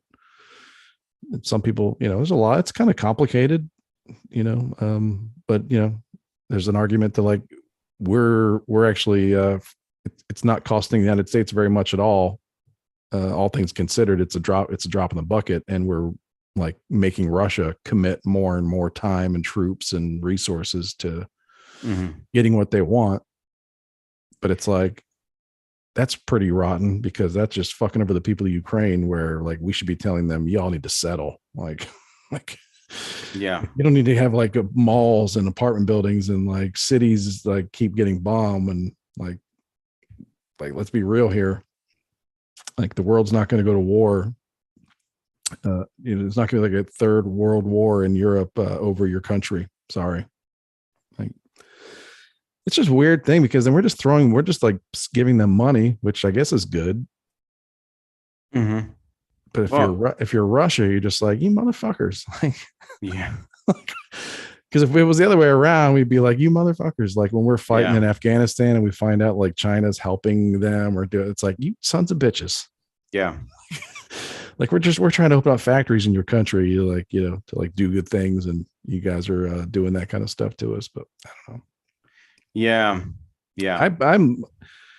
It's a rough world, and like when you open up a book and you look at the map of the world and the countries, it's like none of that's written in stone. Sure. You know what? There probably is a border somewhere that is written in stone, literally written in stone, but none of it's written in stone. It's just like this is the people of the times decided that's where the borders are going to be, and then check back in 100 years and there'll be different borders in some of those. The map's going to look a little different because people decided either nicely or, in an ugly way that we're going to change those borders somehow. It's just the way it's always been. Yeah. It's a weird thing though, because like Tim Pool always points this out, that like now feminists are pro-war. Like feminists that are like pro-Biden, like support everything Biden does. It's like, well, he wants to, they're pro-war. Yeah. Ukraine flags in the bio. Sure. Yeah. Anyway, half of most of Texas used to be Mexico. Yeah, like Monkey's uncle. The history of Texas in the United States is really fascinating. In Mexico, and it really is fascinating. It's a crazy area. It's been fought over, and also the southern part of Mexico areas used to be Guatemala as well, and it used to be Guatemalan territory. I don't know the history of it, but it's people. I get it. The actual colonizers, and I'm not talking about white people, the actual, or maybe, Europeans or whatever. Yeah, they colonize places, but then our people each colonized our own people here and there, they all fight each other for land. Latin America, Asia, Japan, Korea, North Korea, all that stuff. We keep on colonizing each other. Every few years, there's a change in geography. And I mean, you go back far enough in anybody's ancestry, and you're going to find you've got ancestors that got royally fucked over, and you got ancestors that were also fucking people over. Like, go back far enough with anybody, you got that. So yeah, Texas has got a strange history. I'm not even kidding. When we went to our vacation last month, and we did the Alamo, I was reading this giant wall that showed like Texas, kind of like, I don't know, it must have been 50 yards long of all these really large maps, and it showed Texas like every 20 years, like, kind of. It's interesting. So okay. Anyway, all right. So what was that one? That was that was the background, the James Webb telescope meme. Oh, the telescope. Now we're talking about Texas. Oh, now we're talking about. Okay, I like them, but I think those are not. Those pictures are highly I'd say dialed up, very dialed up. They're more than 4K. It's not what it's going to look like. Mm-hmm. Yeah. All right. Okay, the next one was Brittany Griner. There was a meme that you posted. Brittany Griner. Oh yeah, is it Griner? Yes. Yeah, she's Mark Safe again. Yeah, Mark Safe from hearing the national anthem. Brittany Griner is a WNBA player. She's a real powerhouse, I guess, in collegiate NCAA women's basketball. Like, set some records there. She played at Baylor, but about 150 days ago, she went to Russia with a vape pen. They keep saying it had hashish oil in it. I was like, what? It's just a vape, right? With just. Yeah. People keep on changing they keep on saying, oh, well, she had narcotics. Oh, well, she had weed. I guess she was at a vape. They kept saying like hash oil. It's like, it's just a vape pen that has THC, whatever. Yeah. But she brought that to Russia, and they caught her, and she's in her trial now. She pled guilty, but this is a crazy case because it highlights some things. So number one, like, one of the easy ones is that she's one of these athletes that was like, she didn't think they should play the national anthem. Now she's in a Russian jail, and she wants President Joe Biden and the United States government to use all its power to get her out. So yeah. So that's just kind of funny. But I'm kind of like, she's an American. She needs to come back. I don't care what happened. But she needs to come back. I think Trump would have her back by now. What do you think? Yeah, I do agree. I think Trump would have made a really big deal out of it, and would have had her back, and would made a big deal to have her there with her mom, her whole family, and her lesbian wife, and maybe at the White House eating McDonald's or whatever her favorite food is. Yeah. He'd have made a big deal out of that shit. And didn't he do that? Didn't he do that with someone? I know there was a rapper. Also. No, he got a young American guy back from North Korea.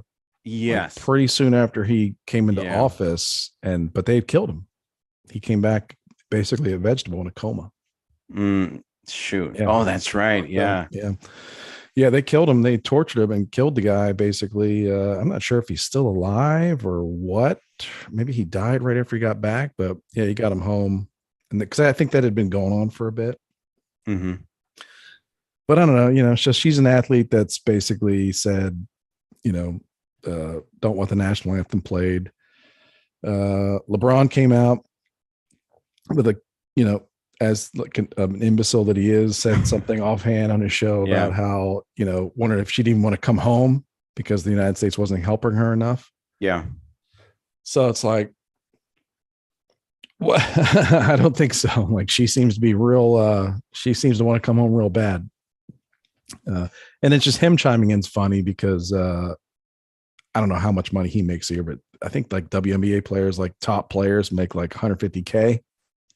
Mm-hmm. And LeBron makes that like just the first 3 steps he takes on the basketball court. It's like $150,000 per step every time he takes on the court. Yeah. So it's like, okay, what are you doing? What what are you doing, Mr. Famous Guy that takes up for any country but ours? Yeah. So he's chiming in.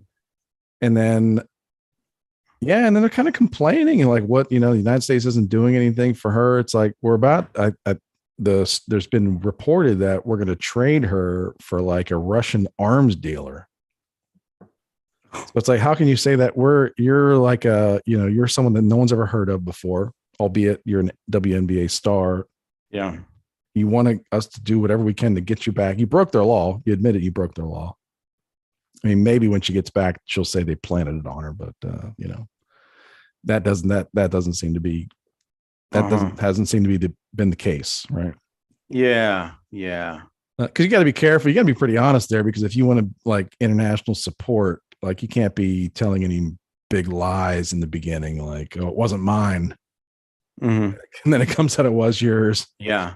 Yeah. I don't know. At the same time, this is I feel like yeah, she probably should have. Look, if it's one of those things where you've seen so many celebrities that get caught with a gun, crossing the security. Oh, at the airport or something. At the airport, yeah. Exactly. Whenever I'm crossing, I always feel like I get paranoid. Like, oh shoot, I hope I don't have my this and that, whatever. My box cutter. I don't know. It could have been an honest mistake. I don't know. And she completely forgot, and she's like, oh, I'm such a dummy. But Russia being who they are, of course, come on, you can't tell me that they didn't want to use that, right? And have her hold her over the country and over the president. Yeah. And have use her as well. That's why I think Trump would have had her out, because he'd have been like, it doesn't matter if it's hers or not. Like, that's besides the point. Like, he'd just be, blah, blah, blah, and threat. Like, oh yeah, crazy threats or whatever. Oh yeah. And be like, that's not the point. You just obfuscate and just change the subject, and be like, she needs to come home. Yeah. She's ours, she's an American. And exactly. And then he would have talked bad about her afterwards, or if she would have, then he would later on during his re-election campaign, he would have thrown her under the bus as like, what an ingrate. Yeah. Yeah. Monkey's uncle said, just what might you be carrying across the border? And it was not drugs, but when I have smuggled something that I was not supposed to smuggle one time when I was about 13 years old. I don't know if I should admit it on camera, but if you guys want to join our Facebook group, I'll mention it. But it was not drugs. Okay. It was. That's a bummer. Never mind. Yeah, I was not drugs group to find out it was like, But it was something 40, that I was not. Kilos. Yeah. I was not keystering it. I had a jacket, prison purse. No, not that's. I'm sure that's your anus. He was willing though. He was willing. He kept saying. He kept saying to the cartel guy, like, I will keister it. You want me to keister it? Hey, dude, you want to give, Adam says this all the time, right? Adam says if he would have been 18, 19 years old and someone would have said, hey, can you be our mule? He would have done it because he was that broke back in the day. Yeah, you wouldn't have thought anything of it. Yeah, I'm sure. No, yeah, he would have. Yeah, remember when the cartel guy put a gun to your head and it was like, stop saying keister, Robbie. Stop saying keister. Yeah. In his accent, in like the Mexican accent, and all that. Yeah, Monkey's uncle. I can carry more. Exhale slowly. Oh man, one of the funniest things ever was when Will Ferrell went on Bear Grylls. Remember when Bear Grylls used to have a show? Well, he still does, but survival. Yeah, he does. Yeah, and he throughout the episode he kept saying, "It was a time to drink my own piss yet."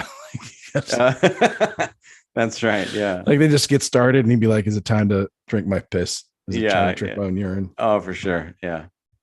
Anyway. Okay. Yeah. So that's Griner, right? Yeah. Well, yeah. It's drug free for 150 days too. Yeah. So congratulations on that. Yeah. Well, I want her back. Like it's kind of, yeah. It's like, yeah, she needs to get back, like, I don't care. I don't trust these people. Like they just started a war. So it's like, you never know. I'm just going to go ahead and assume that it was planted because she's an American.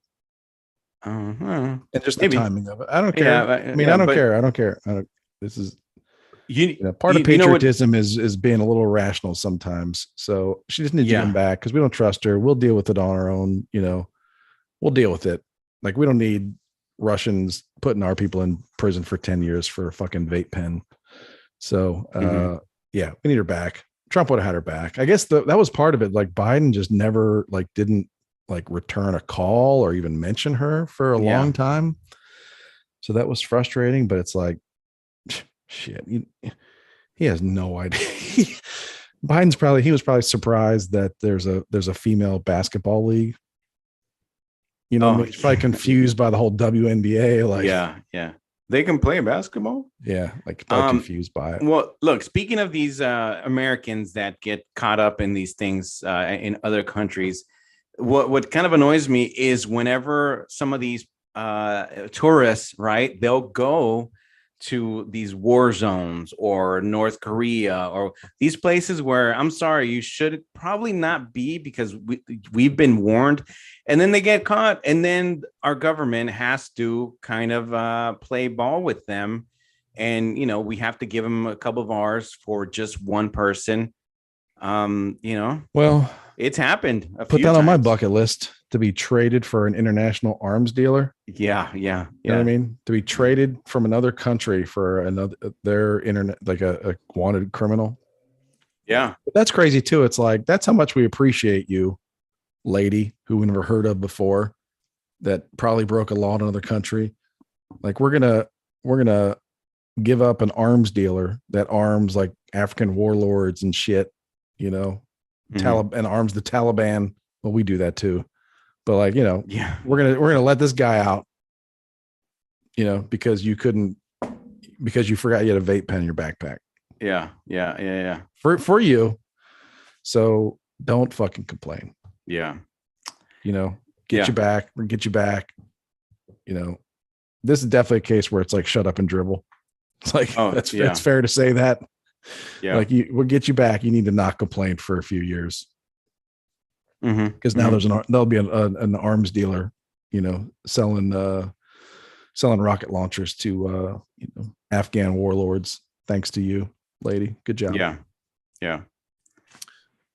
But I just thought it's just a crazy story, and there's a crazy story like how it didn't get attention, because it also shows you like there's a vast gulf between the WNBA and the NBA. Like, as much as ESPN tries to promote a sport, like, if an NBA player was over, or any player we've heard, like a famous male athlete, even a female, like a famous female athlete, like in another sport, not the WNBA. Yeah. There'd be a lot more publicity on this. Yeah. Then when those stories come out, they start talking about like, well, how much does an average WNBA player make, and how much does an average NBA player make? And it's like, wow, that's a huge difference. Oh, sure. Yeah. Like, an NBA player make like more in a year than a WNBA player making their whole career. Yeah. Anyway. Yeah, that's that one. She's marked. She's safe. She's not. She doesn't have to sing or hear the national anthem. Yeah. I wonder, like, because how can you be one of those stars that says that and then you get bailed out big time by your country? Like, when you come back, you have to address that. You're going to have to address those comments in your first press conference. Like, when the reporter's just like, how do you feel now about the national anthem? Like, it was played when you got off the plane. Yeah. How do you like it now? Yeah. She needs to address that and be like, I was wrong. Like, I love it. Yeah. Exactly. Yeah. It's my new ringtone. That's it. Yeah. It has to be a ringtone. Yeah. Forever. That's part of the deal of her coming back, is the national anthem has to be her ringtone. All right.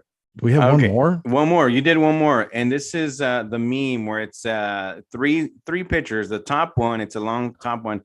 It says, defund the police. We can police our own communities. And then on the bottom, policed his community. And that was the 22-year-old, a young man who shot that would-be mass shooter, which he killed a few people, right? Technically, I think he would be a mass shooter next. I think he killed at least 4. Yeah. And then we've got the person screaming, like, Oh yeah, the Trump. The person that hated Trump when he got I mean, it makes sense. Like, okay, I get it. If we want to defund police, okay, we're gonna have to just defend ourselves, right?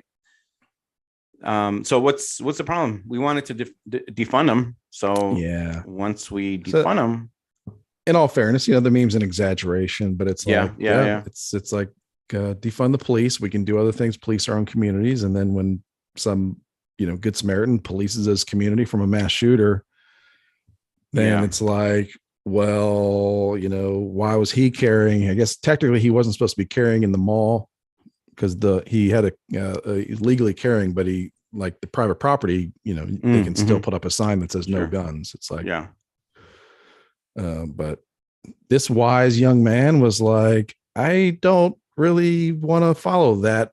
The mall, the mall corporation. Yeah.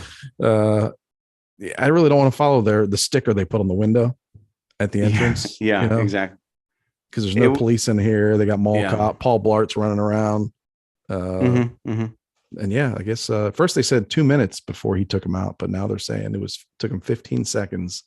And it looks like I think it was 3 people. It says a husband and wife from Indianapolis. Yeah, that's identified Pedro Pineda and Rosa Rivera de Pineda and Victor Gomez, which is I don't know if they were together. And then the guy, I don't know the issue. Did he have some sort of agenda? Was he? You know what? There's been I haven't really looked into it much. It appears that he is a Jewish person. It's by the last name, it does look like but there's been very little detail about him. And then to be honest, I haven't really done a deep dive. I usually do because I, kind of honestly, I do it to prove myself right, which is like there's all kinds of red flags and no one did shit about it. Because rarely is it like a totally random thing. It's usually like, oh yeah, that kid. Yeah. But I didn't have time because they've been releasing more information about the Uvalde school shooter from last month, or I guess it's maybe May now. That a bunch of information's come out about that, about the cops and all this stuff. And obviously it's all bad still. All makes the cops look terrible. There were great. They said there were at some point before it all was over, there were a total of 367 law enforcement officers on scene at this school. Yeah. Before it was all at 376. 5 of them were like the school district. The guys that were taking all the heat being blamed for it were like the 5 school district cops. But they're like more like over like close to half, I think, were federal, ton more Texas state cops were there. So they were pointing all the blame at like the school district police department chief, who maybe he deserves it, but for over a month they were pointing all the blame at this one guy. Well, it turns out there's almost 400 cops there.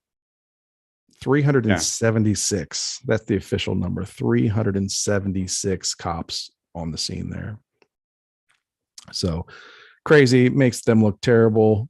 But as far as I know, like zero talk about, again, school district, community, family, social media apps that he was on where he was known as school shooter.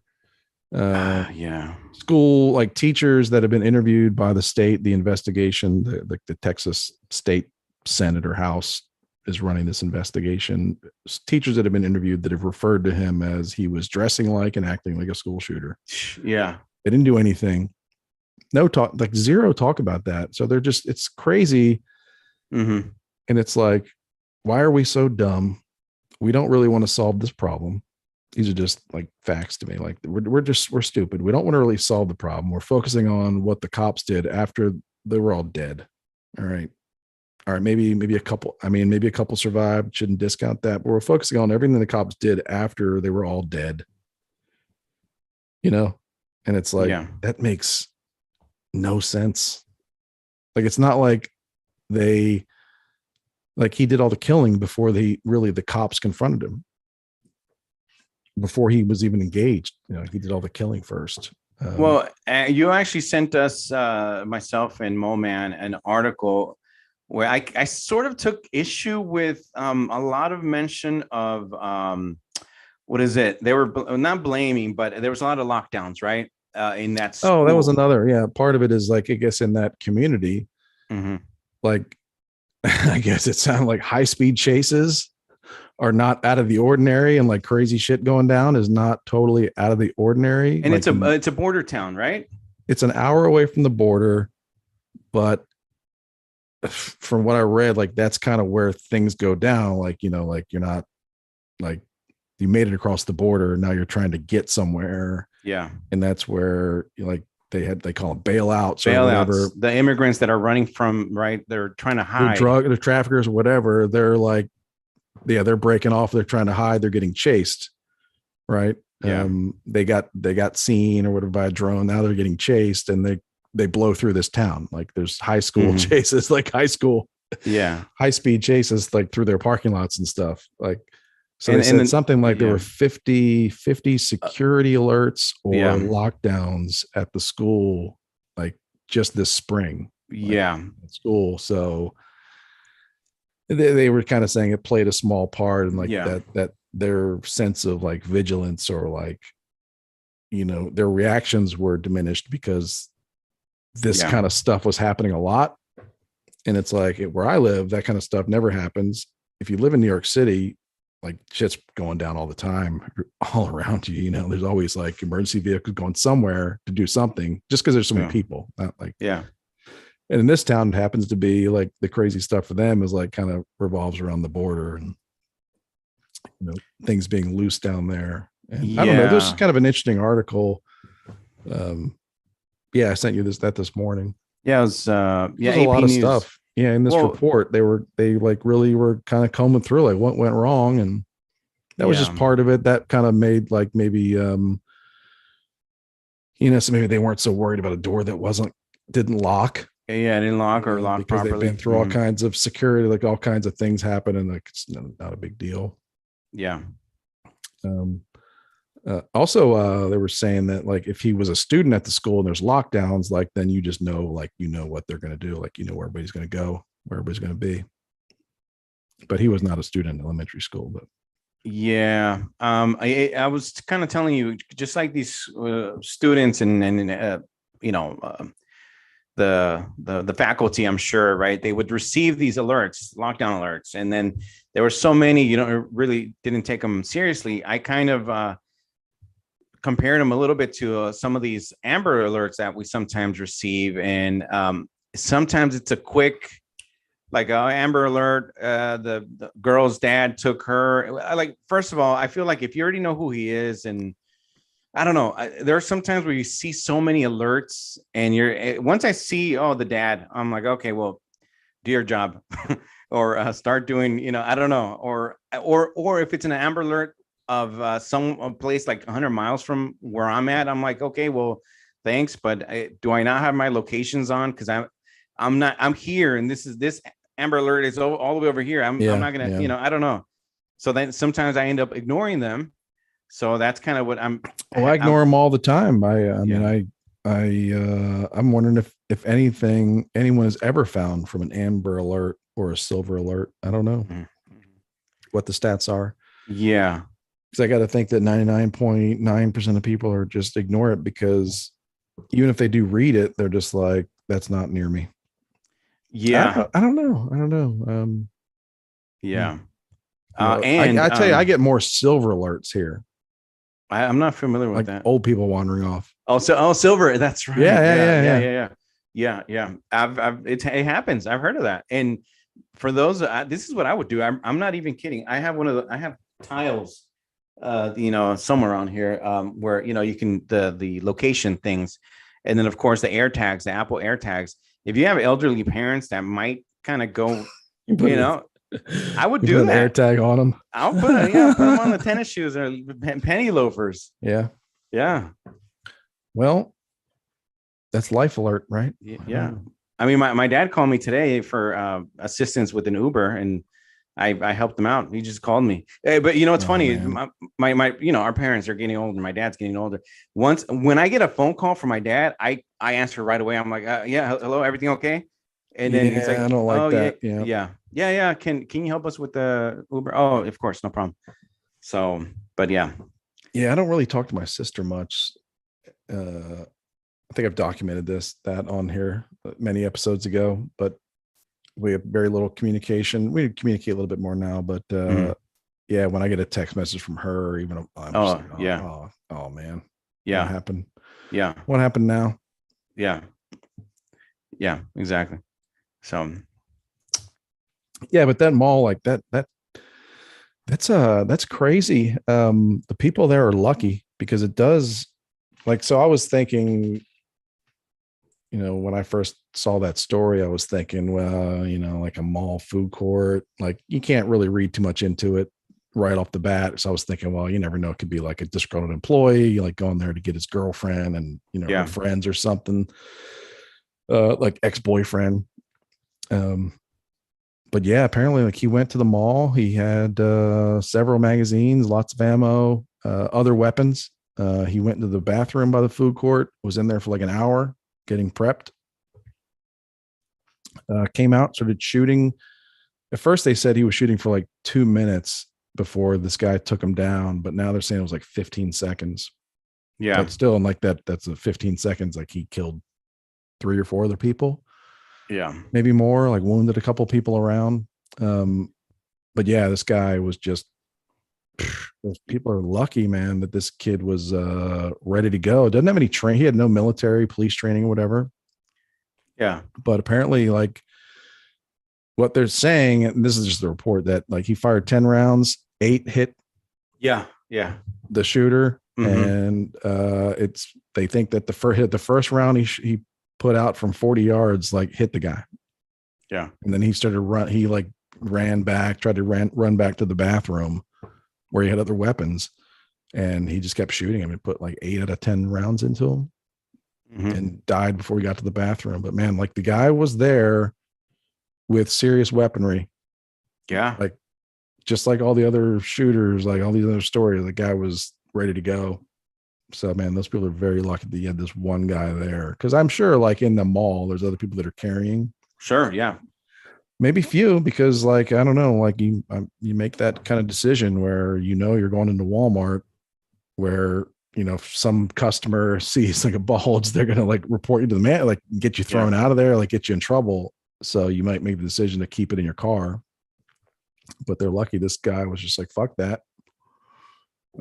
Carried it anyway, and saved those people, saved a lot of people, saved a lot of people's lives. Like it doesn't seem like he was there for his ex-girlfriend. He was there for random people. Yeah. Those are kind of scared. Those are scarier stories to hear about almost than the ones that happen. Because it kind of makes you think, damn. Because like those stories, like they get covered up real quick when a civilian or good Samaritan takes someone down like that. Those stories get those stories get kind of plastered over real fast. Yeah, there's a lot of them.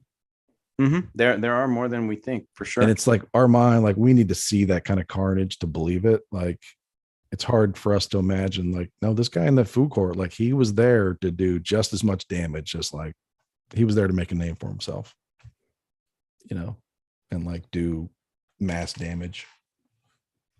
Yeah. So it's hard, but he didn't. So it's kind of hard for us to imagine it. But like, no, that was the intention. Like, I guess if you're one of the other customers in that food court, you're like, it's hard to like, you're just so damn lucky. Oh yeah. Blessed, whatever you want to call it. This past weekend, I I think I've said this before. I don't really have I didn't really grow up around guns and stuff like that, but I was hanging out with a buddy of mine this past weekend, and he was I don't want to out him, but he's a friend of ours. I don't want to give put him on a list, but yeah, it's some of those guns are he's who you want to hang out with when the shit goes down. Oh heck yeah. He may or may not have been on this podcast before. Gotcha. as the guest. Yeah. But yeah, it's good to practice gun safety as well. And you know, if you decide to own, be mentally stable for sure, and be prepared. I don't be vigilant. Be vigilant, man. Especially in these public places, especially in places where, you know, even if you live in a state where people can carry, like, where most people are not. Most people can make the decision, like, I'd rather not get in trouble in Walmart and I'll just put in the glove box or whatever. About a month ago, I was at Ross with my wife and the 7-year-old, and as we were walking, just kind of, and this is obviously what, you know, San Francisco, LA, New York, whatever, all these big cities where a lot of shoplifting has been happening more often right now. I was kind of eyeing this guy. He was kind of walking around, very suspicious, walking around, and of course the kid, the 7-year-old, he's really not, he's a kid. He's not really watching for any of that stuff. So I just kind of looked at him and got a little serious. And I said, "Hey, get close to me." And like, as we were about to pay, the guy was getting closer to the exit, and you can see that his backpack was getting bigger and bigger as he's walking around. And finally, when we're about to exit, right before us, he tried to exit.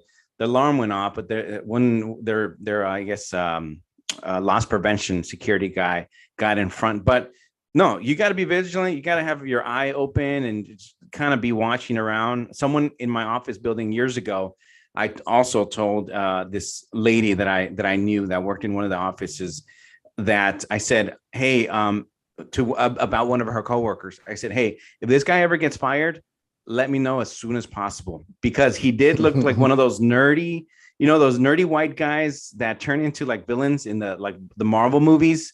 Skinny, kind of looked like he was picked on. He would come in the morning very jittery and complaining about the public transport. Not even kidding. He would kind of go on and on about, the bus and the streets and this and that, and kind of nervous. And I told her, dude, if he ever gets fired, let me know as soon as possible. Thankfully, they moved out a couple years ago, and I didn't have to deal with any firings. But yeah, you gotta, not that you're kind of, I don't know, you just kind of eye and kind of see the patterns and the behaviors and just look out for that stuff. Yeah, I don't like it, man. It's crazy world. Stay vigilant. Yeah. Stay strapped if you can. Because seriously, like, you might be the person that needs to, I don't know. It's just, I mean, I started thinking more and more like this when I had kids, and, I was just like, then you see these news stories. I just cannot imagine going through that. And it's like, if there's something I can do that just reduces the possibility of that kind of tragedy, by like a minuscule percentage, I'll do it. That's fine. Oh yeah. And it's a small amount of money or time to spend towards it. I don't know. Like, if I'm you, like, you live in an area where it's like, you could get, attacked, defend yourself, and then find yourself in prison. Oh yeah. Because the public's calling for your blood.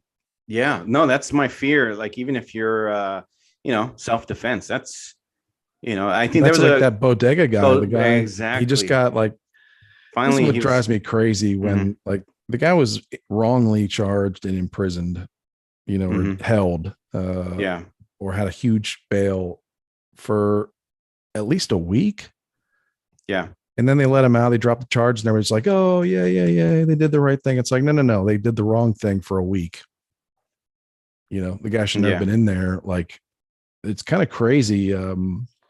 I listen to the Morning Wire, like a morning news podcast, and they just kind of tackle like interesting, like unique topics. And they were talking about Rikers Island, I think, is where he's held.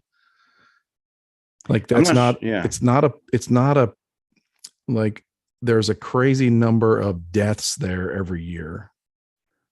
And it's not even a prison. It's not a place where you go to serve out a life sentence for murder or whatever. It's just a holding place for New York jails.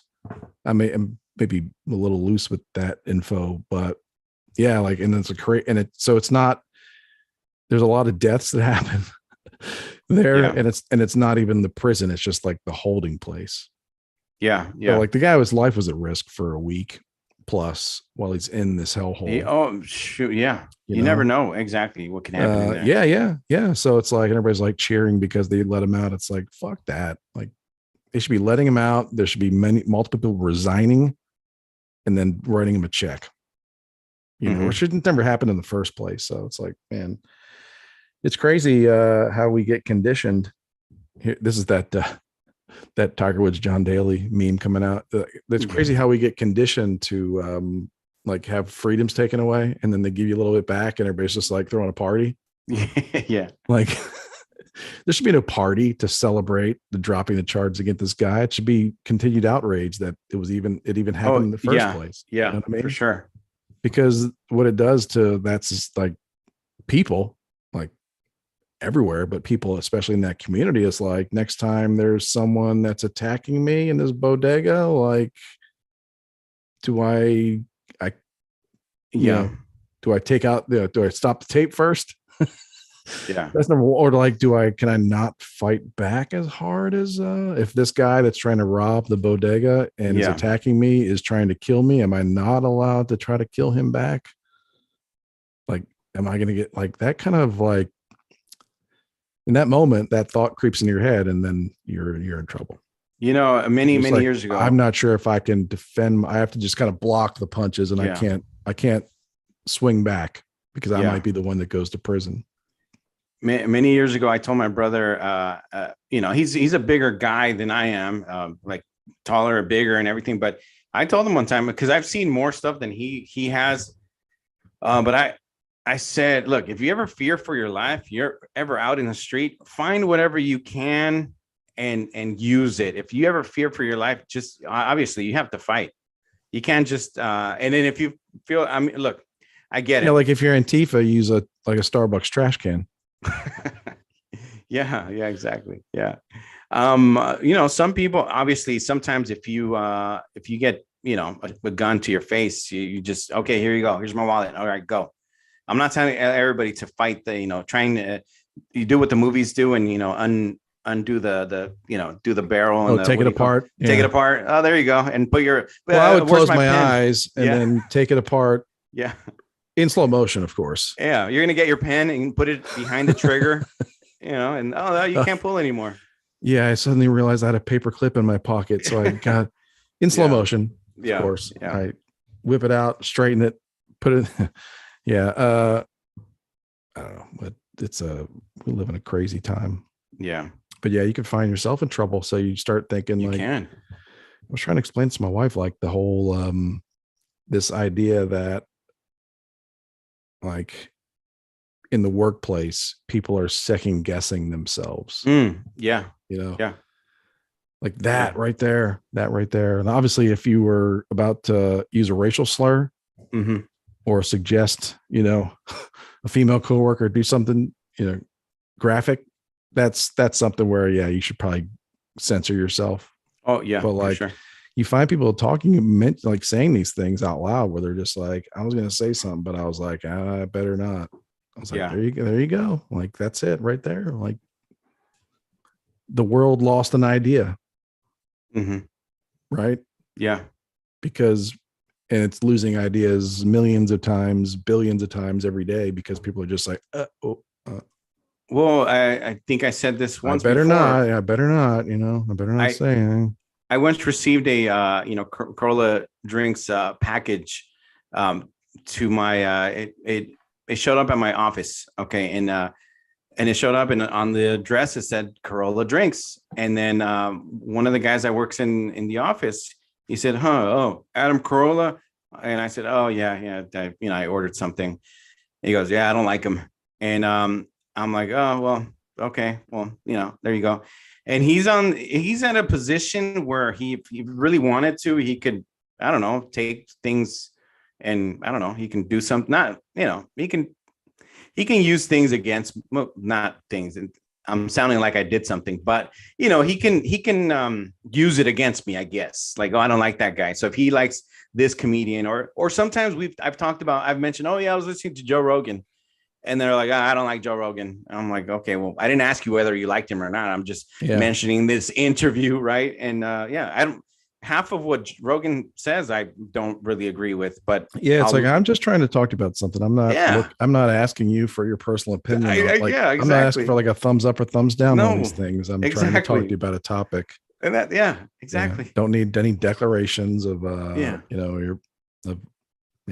yeah, exactly. It's like, do we need any of this? I don't need your extra opinions. But anyways, it's sad that you're talking about second guessing at work and stuff like that. So that's kind of why I'm mentioning it. It sucks, but at the same time, they know me, and I've even mentioned this podcast, and I'm like, okay, I might have mentioned the name once or twice. I'd rather them not listen, because again, some people will use it and say, well, he said this, and then that unfortunately that turns into a big thing sometimes. But if they listen, oh well, hey guys, yeah, it just sucks. Now, if it's something that you're going to cross your line and disrespect, or sexual harassment or whatever, or unless you're Demi Moore in that movie with what's his name, Disclosure, then that's fine. Oh, what's it? Michael Douglas, I think. Was it Michael Douglas? Yeah, she was his boss. Then unless you're in Demi Moore, then I'd be like, okay, it's fine. you can cross the line. All right, I think we've crossed the line on time. I think we have. This is a long one. So I know we're about to. But I think it's pretty clean. I don't think we made any extra work for Manny tonight. No, it's very. I feel like it's very clean. A couple shout outs. I wanted to shout out our boy and friend, former guest, Luis Maya. He's on. He's doing this play. Oh yeah. It's called Roosters, and it's at the Prospect Theater Project. It's in Modesto. I actually had a chance to see it. He does a good job, good story and everything. And check him out if you're in that area, Modesto. Again, it's called Roosters, and the theater's Prospect Theater Project. And he's actually also hopefully it goes through this movie that he might be in. It's gonna be called Murder Size. It's from the same people that brought you Slash Lorette, and they're doing an Indiegogo campaign. So they've got, I think, 11 more days to go, and I believe it's called AP Productions. So for those that want to see our boy Luis in another movie, I would say check Murder it out. Size. I like that. Murder Size, yeah. And it's is that like murders like is that a play on exercise, or is that a play on like fun size Snickers, like a murder size? It's exercise, both. Murder Size exercise. Okay. It's one of those kind of slasher movies. Okay. And they're and for those who wants to check it out, again, just it's Indiegogo, and just look for Murder Sized. And check that out. And murder's good exercise, right? It is. Like, you see all these cons in prison, they all look like they're in great shape. Oh, shoot. Yeah. A lot of exercise, a lot of lifting weights. Mm-hmm. So those are some shout outs that I wanted to give out. And of course, our Mo man, Manny, was not able to make it today. So hopefully we see him next week. We'll talk about our schedules later on. Okay. Yeah. So we'll get into that. So, all right. So I guess we'll about wrap it up then. If we hit all the spots and all that stuff. I think social media for those who want to follow us. Instagram, Endless Rancher Podcast, Twitter, Endless Ranchers. For those again who want to join our Facebook group, just search the Endless Ranchers Podcast. For those who want to follow Chris on Twitter, his handle is @GratefulRed1. That's the number 1, Grateful Red 1. For those who want to follow Mo Man, go check him out on Instagram and Twitter @HowWeFigure. And for those who want to check me out on social media, just search for Robbie Spotlight, and you'll find me. And we're good to go. Yes, sir. Hey, man, it's been a blast. We did it. We got through, I think, every topic by meme. Yeah. Follow some YouTube as well. Yeah, there you go. Right here. Yeah. Appreciate it. Thanks for watching, everybody. Thanks for listening. Robbie, again. Yeah. Great to see you, buddy. You too. Talk soon. All right.